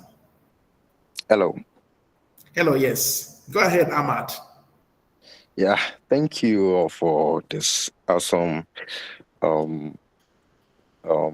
knowledge you've impacted on us, and I really, really appreciate. So I have two questions, and it's for the PAIDeF organization, one for the PAIDeF organization and one for Professor Phillips, because it's more of a technical question. So the one for the board is that you've really been talking on data, and it's more of data collection. Where do we source this data, and the likes. So, but my major concern is that there was a time that these data were available, but those times there were no like proper storage for this data, and that's why they actually went into extinction, that we couldn't find them again. I remember that at the time of Alawiye, the famous Yoruba book that we read in our elementary schools. Then I tried to search for it. I think it was last month online to see if I can get a copy of it, and also some other texts too, but I couldn't find them again.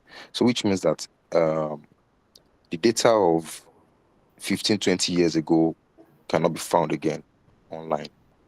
What do the board have to protect the data that we might gather up again for the next 15 to 20 years? Do we have like storage or like somewhere we can actually push this data, and we all can have a proper access to it, and we can make use of it, and it will keep on being there? Something like Wikipedia. Most of LLM models that are out there, at least they were trained on a data from Wikipedia and some other sources too, which means that Wikipedia data is widely used. Can we also have something like Wikipedia for our native language, the language of African countries, to maybe in terms of the books that somewhere we can push books, somewhere we can push a lot of resources, materials for this language. So that's for the Okay. board. All right, thank you. Prof, please, you can go on. The question is directed to you. No, this one is for the board. There's still another one for Professor Philip. Okay, but I think Professor Philip can answer the question about data protection. I think your question is towards data protection. How do we protect the data that is already available online, so that when we come in the next 2 or 3 years, we will still be able to find them? That's what you're saying? Yes, and more data we might want to push them. We should also put on. So is data protection issue. Prof can handle that. Yeah, actually, look, thank you so much, Ahmad, for this interesting question you've asked. One of the problems I find is that, you see, we are a capitalist country, but at the same time, we don't have enough capitalists really in the country. Because if you look at some of the things that you're talking about, the data you find we enjoy right now maybe has been curated by Google, by Facebook, by Amazon, and they make it open for everybody, open source. Now, in our situation, I cannot for the life of me think of any, sorry to put it this way, rich man in Nigeria that thinks about data as being important, because they probably don't even have an idea what it means. So which means the strategy we need to use has to be different. Now, and earlier I talked about how can we sort of maybe use TED fund, because if you go to government directly, it may not work. But if you go to put together a grant, a multi-year grant, maybe say we'll have a 5-year project or 10-year project to do X, Y, Z. I'll give you a good example. Now, I live in Australia. I don't have a lot of chance to speak Yoruba to people. But I entertain myself. So I bought myself a lot of Yoruba books that I read. My library here is full of books that I read every day and get to know stuff in a way. I even went as far as to buy books on Ifa, because it's a corpus that has authentic Yoruba language in it, in a way. To even be able to read and understand what they say is hard. Now, these are the kind of things I think we can sort of, as a group, put together a grant proposal, put it to government. Look, this is going to drive economy. It's going to bridge the digital divide between the so-called illiterate and so. Imagine, say, a market woman can just speak into her phone and can access something e-government. She doesn't even need to have to write. Just speak her language, and bang, its form is filled for her. That's all that is done for her. Imagine how much you can, all the red tape you cut out of that.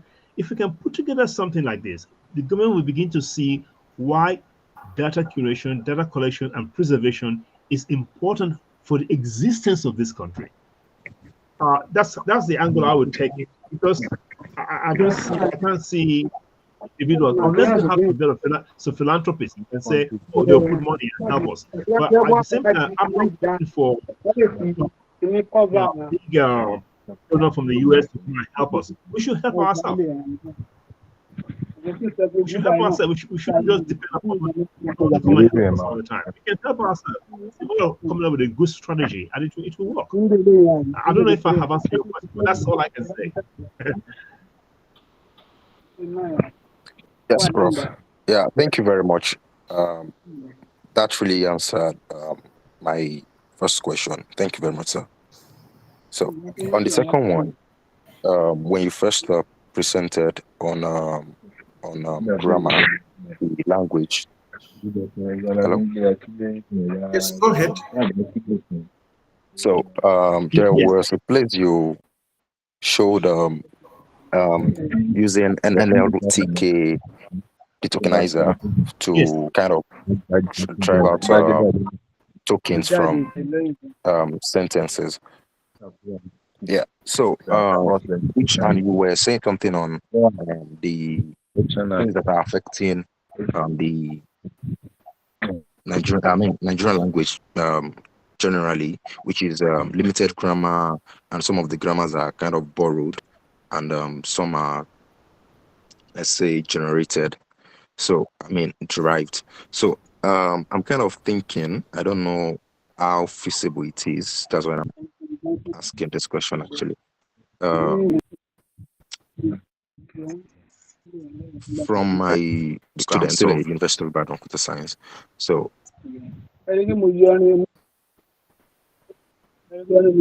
I learned on compiling techniques that in grammar formation we have Okay. terminal symbols, non-terminal symbols, the production rule, and the starting symbol. So can we apply the this grammar knowledge of for languages language when we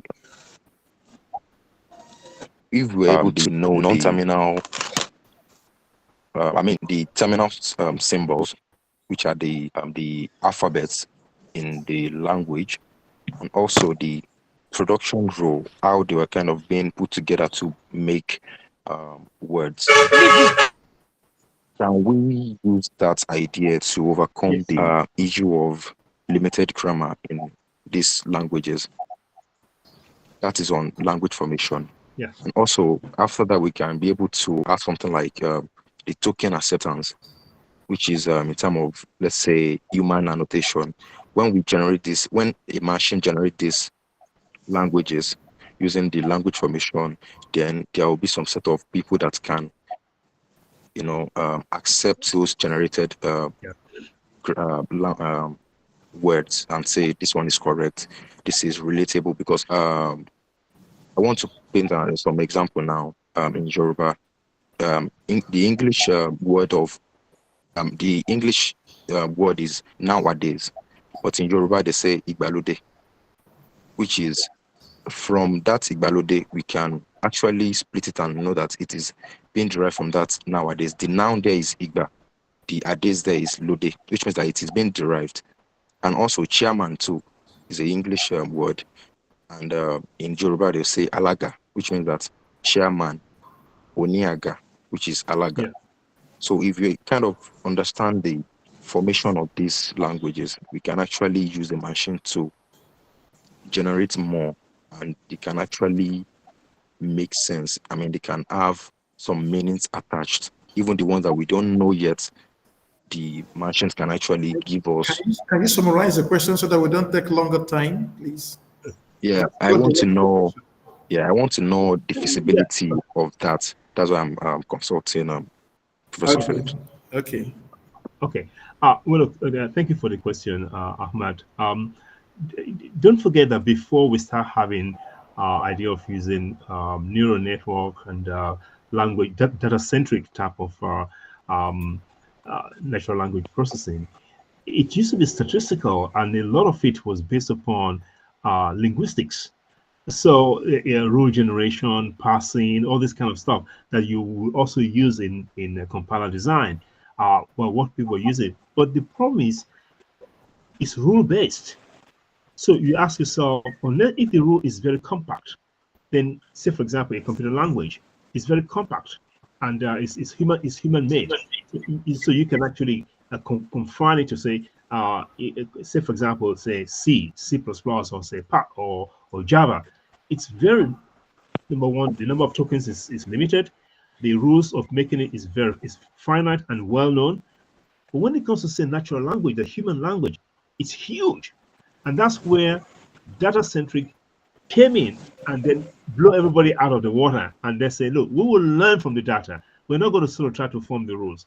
It's similar to say, for example, right in the past, people would use differential equations, partial differential equations to build models to explain physical phenomenon.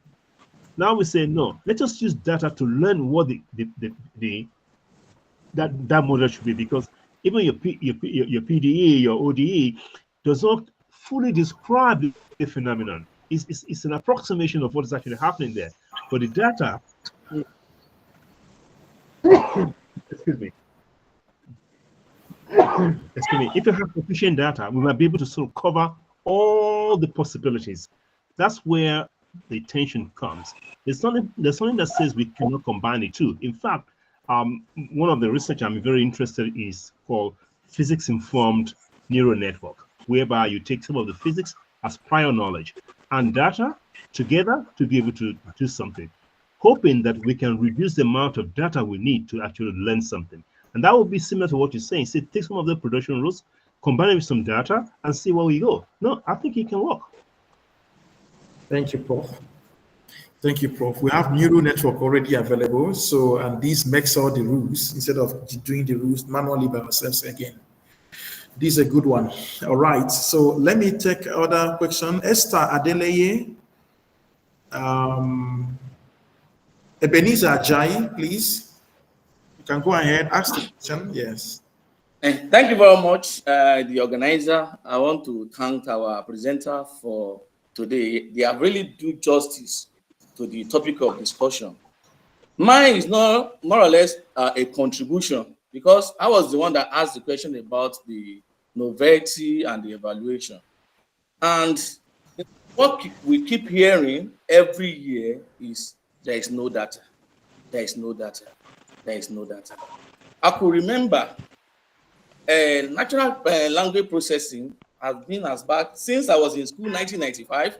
We have been hearing about NLP, and a lot of people have really developed something in that area. But I don't know why our researcher don't make reference to that work and then check and test their own model, whether it's better than their own or not. And why we keep no data, no data, no data.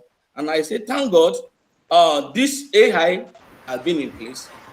It's a thing we can now put some group of researchers together, being funded by this organization, and then give people 2 years master's degree, people 3 years PhD. Let them go and come up with the data set, so that we cannot have a foundation in AI in Nigeria. Because you discover that majority don't even reckon with our paper in this type of region, because in their own country they have a well-established data set. So I think this group has come and they have come for good. Please, let's see how we can sponsor PhD students, how we can sponsor a master's degree. Let them come up with a data set for Nigerian language. Thank you very much, sir. Awesome, awesome. That's a very good one. To me, it's like a good takeaway. We've already made that point. It's something that we can work on, and that's the essence of this meeting. Thank you so much. I really appreciate that contribution. And let me say this: if you are doing masters, if you're a master's student, PhD student, and you're looking for a topic, the best topic right now in Nigeria, in Africa, is NLP. That's because the problems are there. And of course, you can see all the things we have discussed here right now. You can see there's a huge gap we need to fill. All our languages in Nigeria are all low resource languages. Okay. Chiamaka showed us the work that they have done so far, and then she showed some existing work in Igbo language. And I think they were like about 6 or 7 that she presented there. So there were not much. Okay, there is Masakani that is actually doing some more. There's Masakani NLP that is trying to do with funding.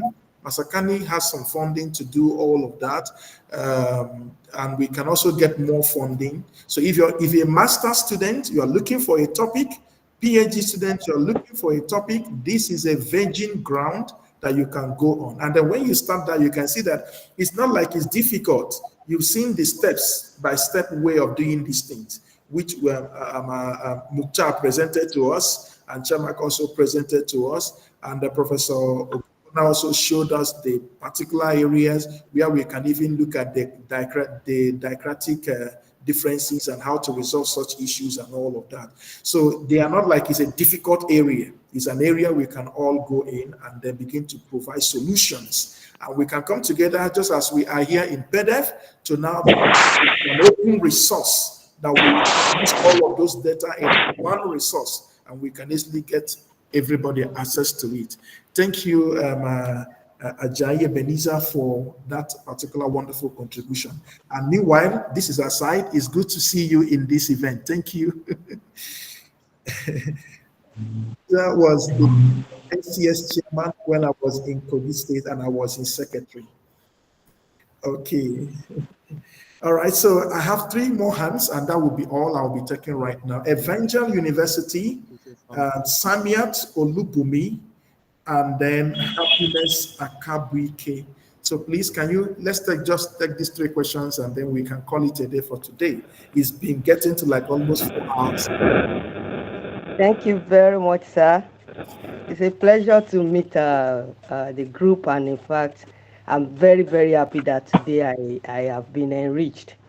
I bring good news to Prof that at present, a group of researchers in the universities in Kwara State, which I'm the PI, we are working on a development of AI translator, and it is being sponsored by TED Fund, just like Prof has been emphasizing. And the reason I want to mention it is that I don't want a situation where someone else will put up a proposal and TED Fund will tell you that no, somebody is working on it. I would want a situation where we can lay our card open to you and see where we can collaborate to make that one a great success, because it's a 2-year program, and we are working on text to text.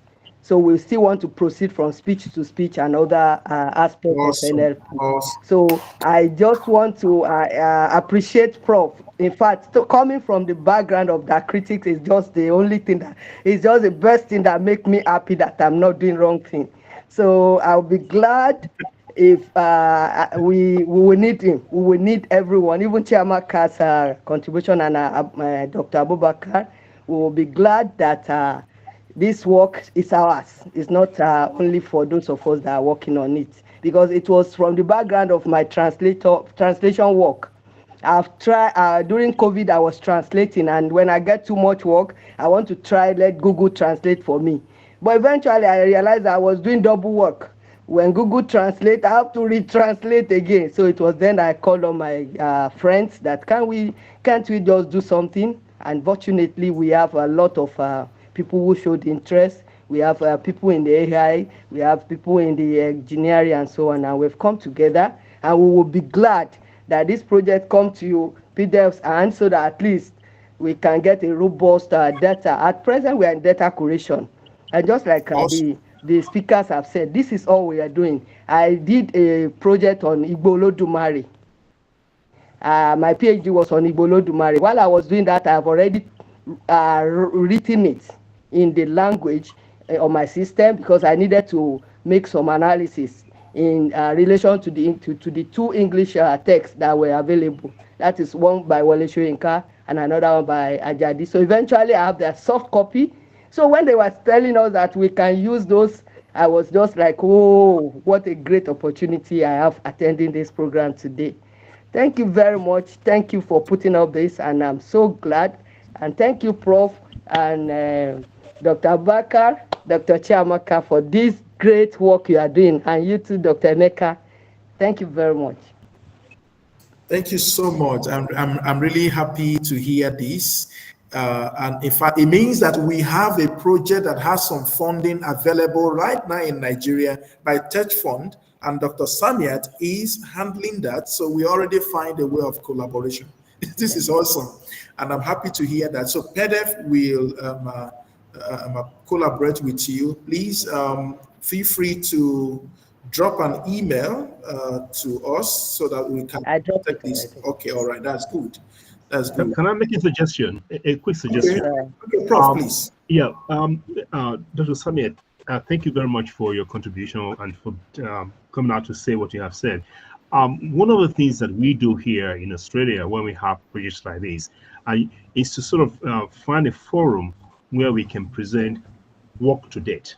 So you can use PAIDeF as a platform where you can say your students can come, and it might just be a kind of a small symposium or a kind of colloquium, not at where you can say, okay, no, this next 1 or 2 hours we'll have 3 presentations, and you get feedback.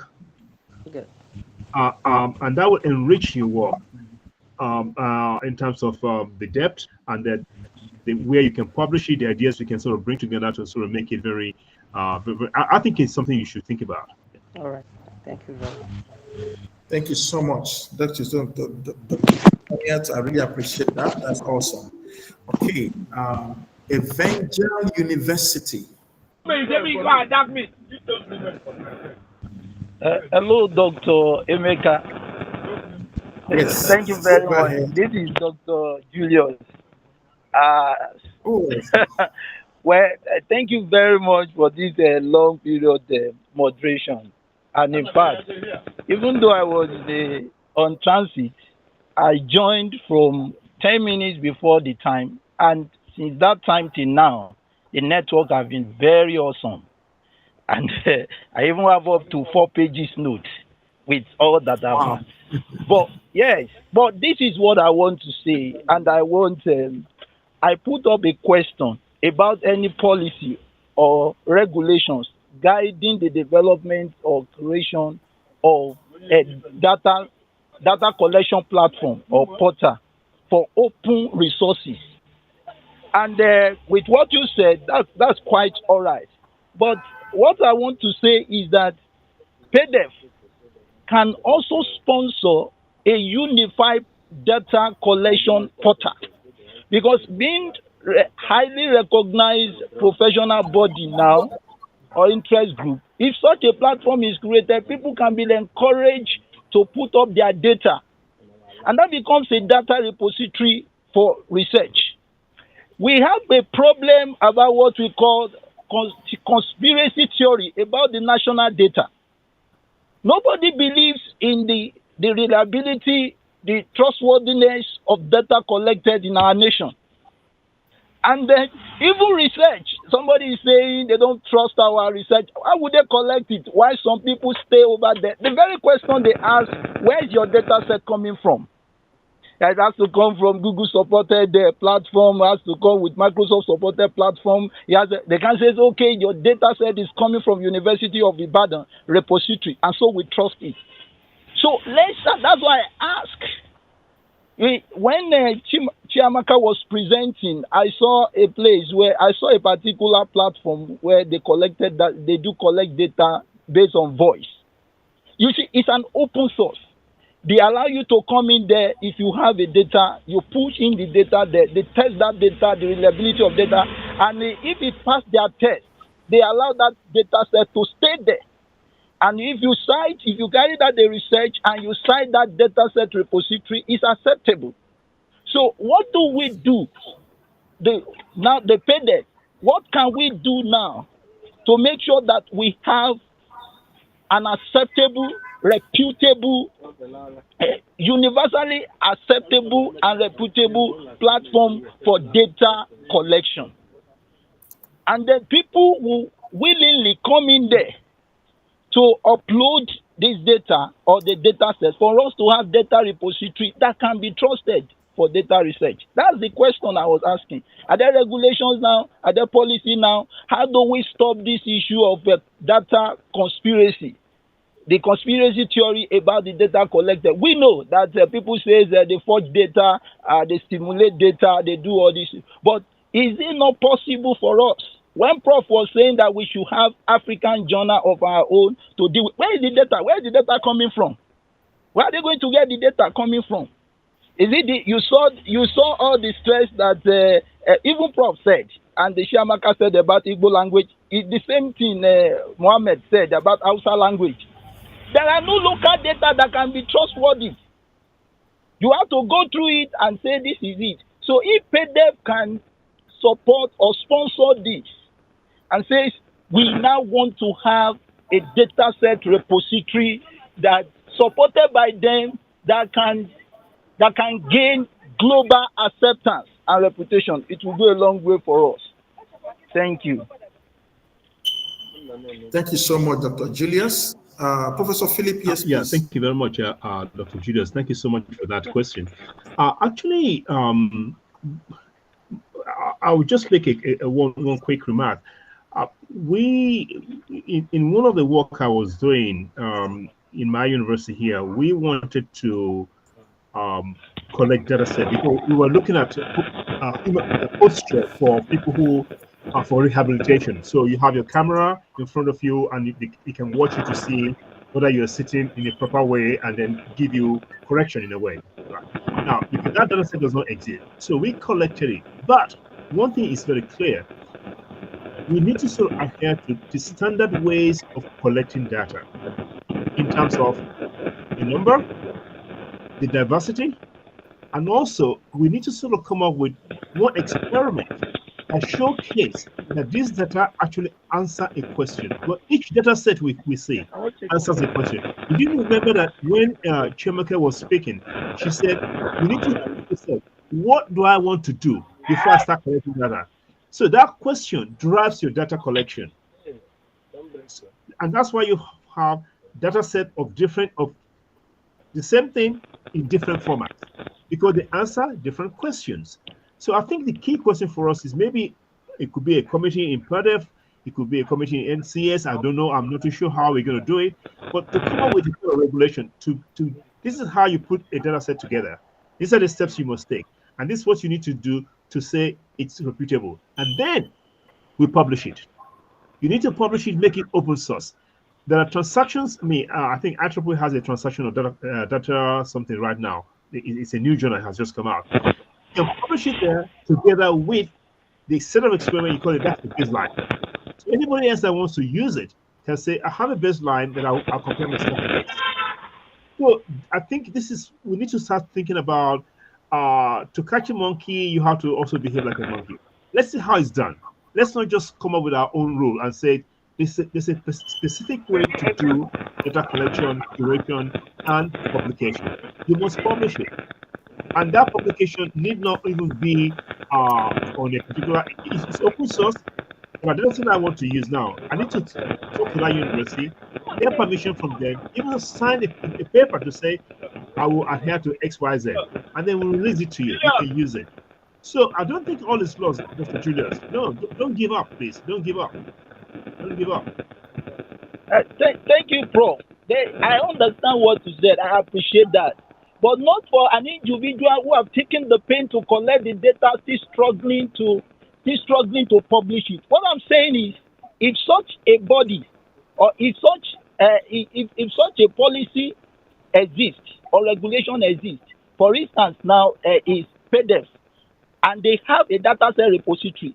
If I'm taking pain and cost to have data collected, they have the responsibility to test the quality, the integrity of that data. And if they do that and they are sure that this data set collected by so person have gone through all the indicators, have passed through all the tests, is now qualified to be uploaded, to be put on their repository. That it is from that repository that will go live. I want to cite an example, for instance, Prof. I did a work on medication adherence among patients that have chronic diseases. And when I compared it with international data collected, I discovered that this will not give me what I wanted. So I decided to go around the southeast. Prof, it was not easy to collect all these data sets. And when I wanted to publish the data set, I have to put it in data repository of Elsevier. They have to write the universities as requested for all the ethical approvals I got. Now, data set, this way I'm going. Data set from Elsevier is ready to publish that data set out for people, but they want to ensure that this data set has integrity.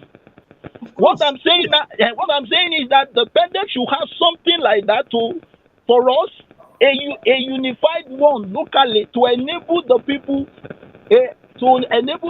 collect this data set. They are the ones to ascertain the data set, that this data set has integrity. They have the team of people to ascertain it, to ensure that. Dr. Julius, yes, I can see what you're bro. saying. But I think the what you're talking about is called the ethics committee. Correct. Yes. Yeah, it's called ethics committee of the university. Say, for example, if I want to do any experiment that involves humans, I need to sort of put everything together as the paperwork is this thick to submit to ethics for ethics approval. They go through, the committee goes through. If they say, okay, I will take it. Then when I write my paper, I will say, this blah, blah, blah has gone through the ethics committee of the University of Wollongong. That's all I need to write there. And they can check that because there's a certificate already that gives me. Yeah. I do not believe that PAIDeF has got the how do I say? They want to buy well. No, I don't think PAIDeF can do this. No, I do not believe so. I think the universities do this kind of thing. Yes. No, Prof. We are not on the same page. I'm sorry, we are not on the same page. I understand what you said. If you publish the paper and you cite your data source, maybe because from the university you got approval to do that. That's not. I'm talking about repository where the data you collected in that university is put in there. That's what I'm not talking about. Where it's put in there that people who need that data set. I'm talking data set. Okay, people who need that data set now. Okay, somebody said he has done the book. He did a research on Igbo Eledumare and he wrote the book. The question is, where is the data set of that Igbo Eledumare book that he wrote? Where did he put it? Yeah. Where can we now use? I'm not talking about those people. Where do we put it? Encourage the people to go and collect data. Now, when they collect that data, who authenticate that data? They have after you have authenticated it, then you can now put it for people to consume. Yes, you're right. I mean, someone just said that data provenance. Yep, that's correct. I understand you. Yep, I understand what you're saying. Thank you very much. Yeah, I understand you now. I understand. Yep, you're right. Yep. Okay, so PAIDeF will take up that and then we will see how far we can go with that. It's a good suggestion and something we can do. Last year, no, not last year, that should be 2 years ago, I supervised a master's student that did a master's project on fair data repository for academic projects in Nigeria. So he was able to build a repository that is fair. Fair means that it is findable, it is available, it is interoperable and reusable. Right. So it is a data set that is an open sort of data set for all academic projects in Nigeria. So that was a very nice work that was done. So PAIDeF can also pick up such a project to provide a very findable data set available for people to do their work and all of that. But the issue of standardizations and ethics and all of that all reside with the ethics committee of various universities that have such authority to Yeah. do such thing. But as an association, those authority do not lie with us. Okay. That was all. Okay, so I misunderstood Dr. Julius' question, but I understand now. Yep. Yeah, it's okay. It's okay. Thank you so much. I think we should be calling it a day now. This program do not want to end. I don't know why. There's still hands up. I don't know why. Daniel Matthias. Let's take Daniel Matthias. That should be the last one. Daniel, unmute yourself and ask your question. Thank you so much. I want to appreciate the organizers of this program and all the presenters. Majorly, what I wanted to ask has been an answer has been given to it based on, I think, the last person that just asked the question, and it is revolving around the area of data, generating a data repository. So I think that's all I have to just say. I've got an answer. I've been on that aspect. All right. Thank you, Daniel. On the other hand, okay, Himsam Halilu Usman, please can you ask your question? Okay. Good afternoon, everyone. I just want to use this medium to myself, or privilege to count myself. Can you speak out louder? Yeah. I don't know. Okay. What of now? Yes, it's better. Okay. Okay. Good afternoon, everyone. I just want to thank the organizers of this great or vital medium. I want to thank everyone for participating because we receive a lot of ideas and shared a lot of ideas. I actually want to show my appreciation for those that even sat and think of promulgating this medium, because as Nigerians, we actually left far behind. A lot of countries, with the aid of development of that AI, are able to build a lot of softwares and so on like that. But in Nigeria, we are a country that's blessed with different people, that have different cultures, different languages, and I think with the aid of these ideas that you people join us together now and start putting us in order to take our attention to that position. Actually, I believe we will come to time that even the younger generation that are coming, they will be able to keep doing their own research with our own native language, like China and a lot of countries that nowadays. I just want to see. Actually, that's little I have to. We can be able to use. Thank you so much. Thank you so much. Thank you so much, Lansman. Okay, so I think that's like a feedback. Yeah. All right. Thank you. Thank you so much, everyone, for being part of this event today. It's quite, we took like almost an hour doing the question and answer section. Dr. Leka, do you know what time it is now for me? Can you guess? No. 1:33 a.m. Wow. Can you imagine? Oh, thank you so much, Prof. Which means this is a real sacrifice. Sacrifice. Okay. Yes, it's okay. It's okay. It's okay. Sacrifice to be awake by this time. Wow, Prof is in Australia. You can see the time difference. Yeah, and it's 10 hours. Wow. Yeah. So I'm already in Sunday now. It's Sunday. It's already Sunday now for me. Yeah, exactly. We are still on Saturday here. Yeah. Sorry, Dr. Meka, if I may just ask if we can get a Prof's contact, because there are certain things I probably want to ask him to declare when it comes to NLP. Well, my email, you can just use philip.ogunbono@gmail.com. That will get to me. Philip. Singular. Okay. Philip.ogunbono@gmail.com. That will get to me. Can you get your Ogunbolo? Sorry. OGUN. UN, okay. BONA. BONA. Yeah. Ogunbola. It's supposed, actually it's actually O, it's not O. Okay. because there's no that. Philip, okay. At what, sir?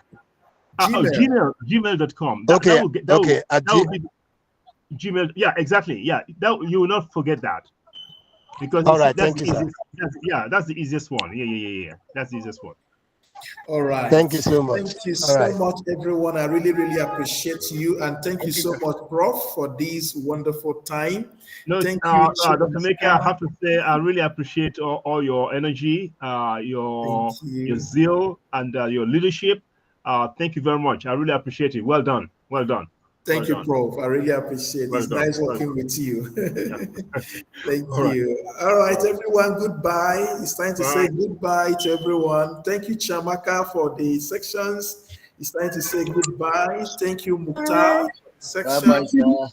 Goodbye. Goodbye. Goodbye. For 4. Goodbye. Bye. Goodbye. Have a nice day. Have a nice day. Thank you. Goodbye. Goodbye from Anambra State. Thank you. Thank you, bro. Nigeria. Thank you.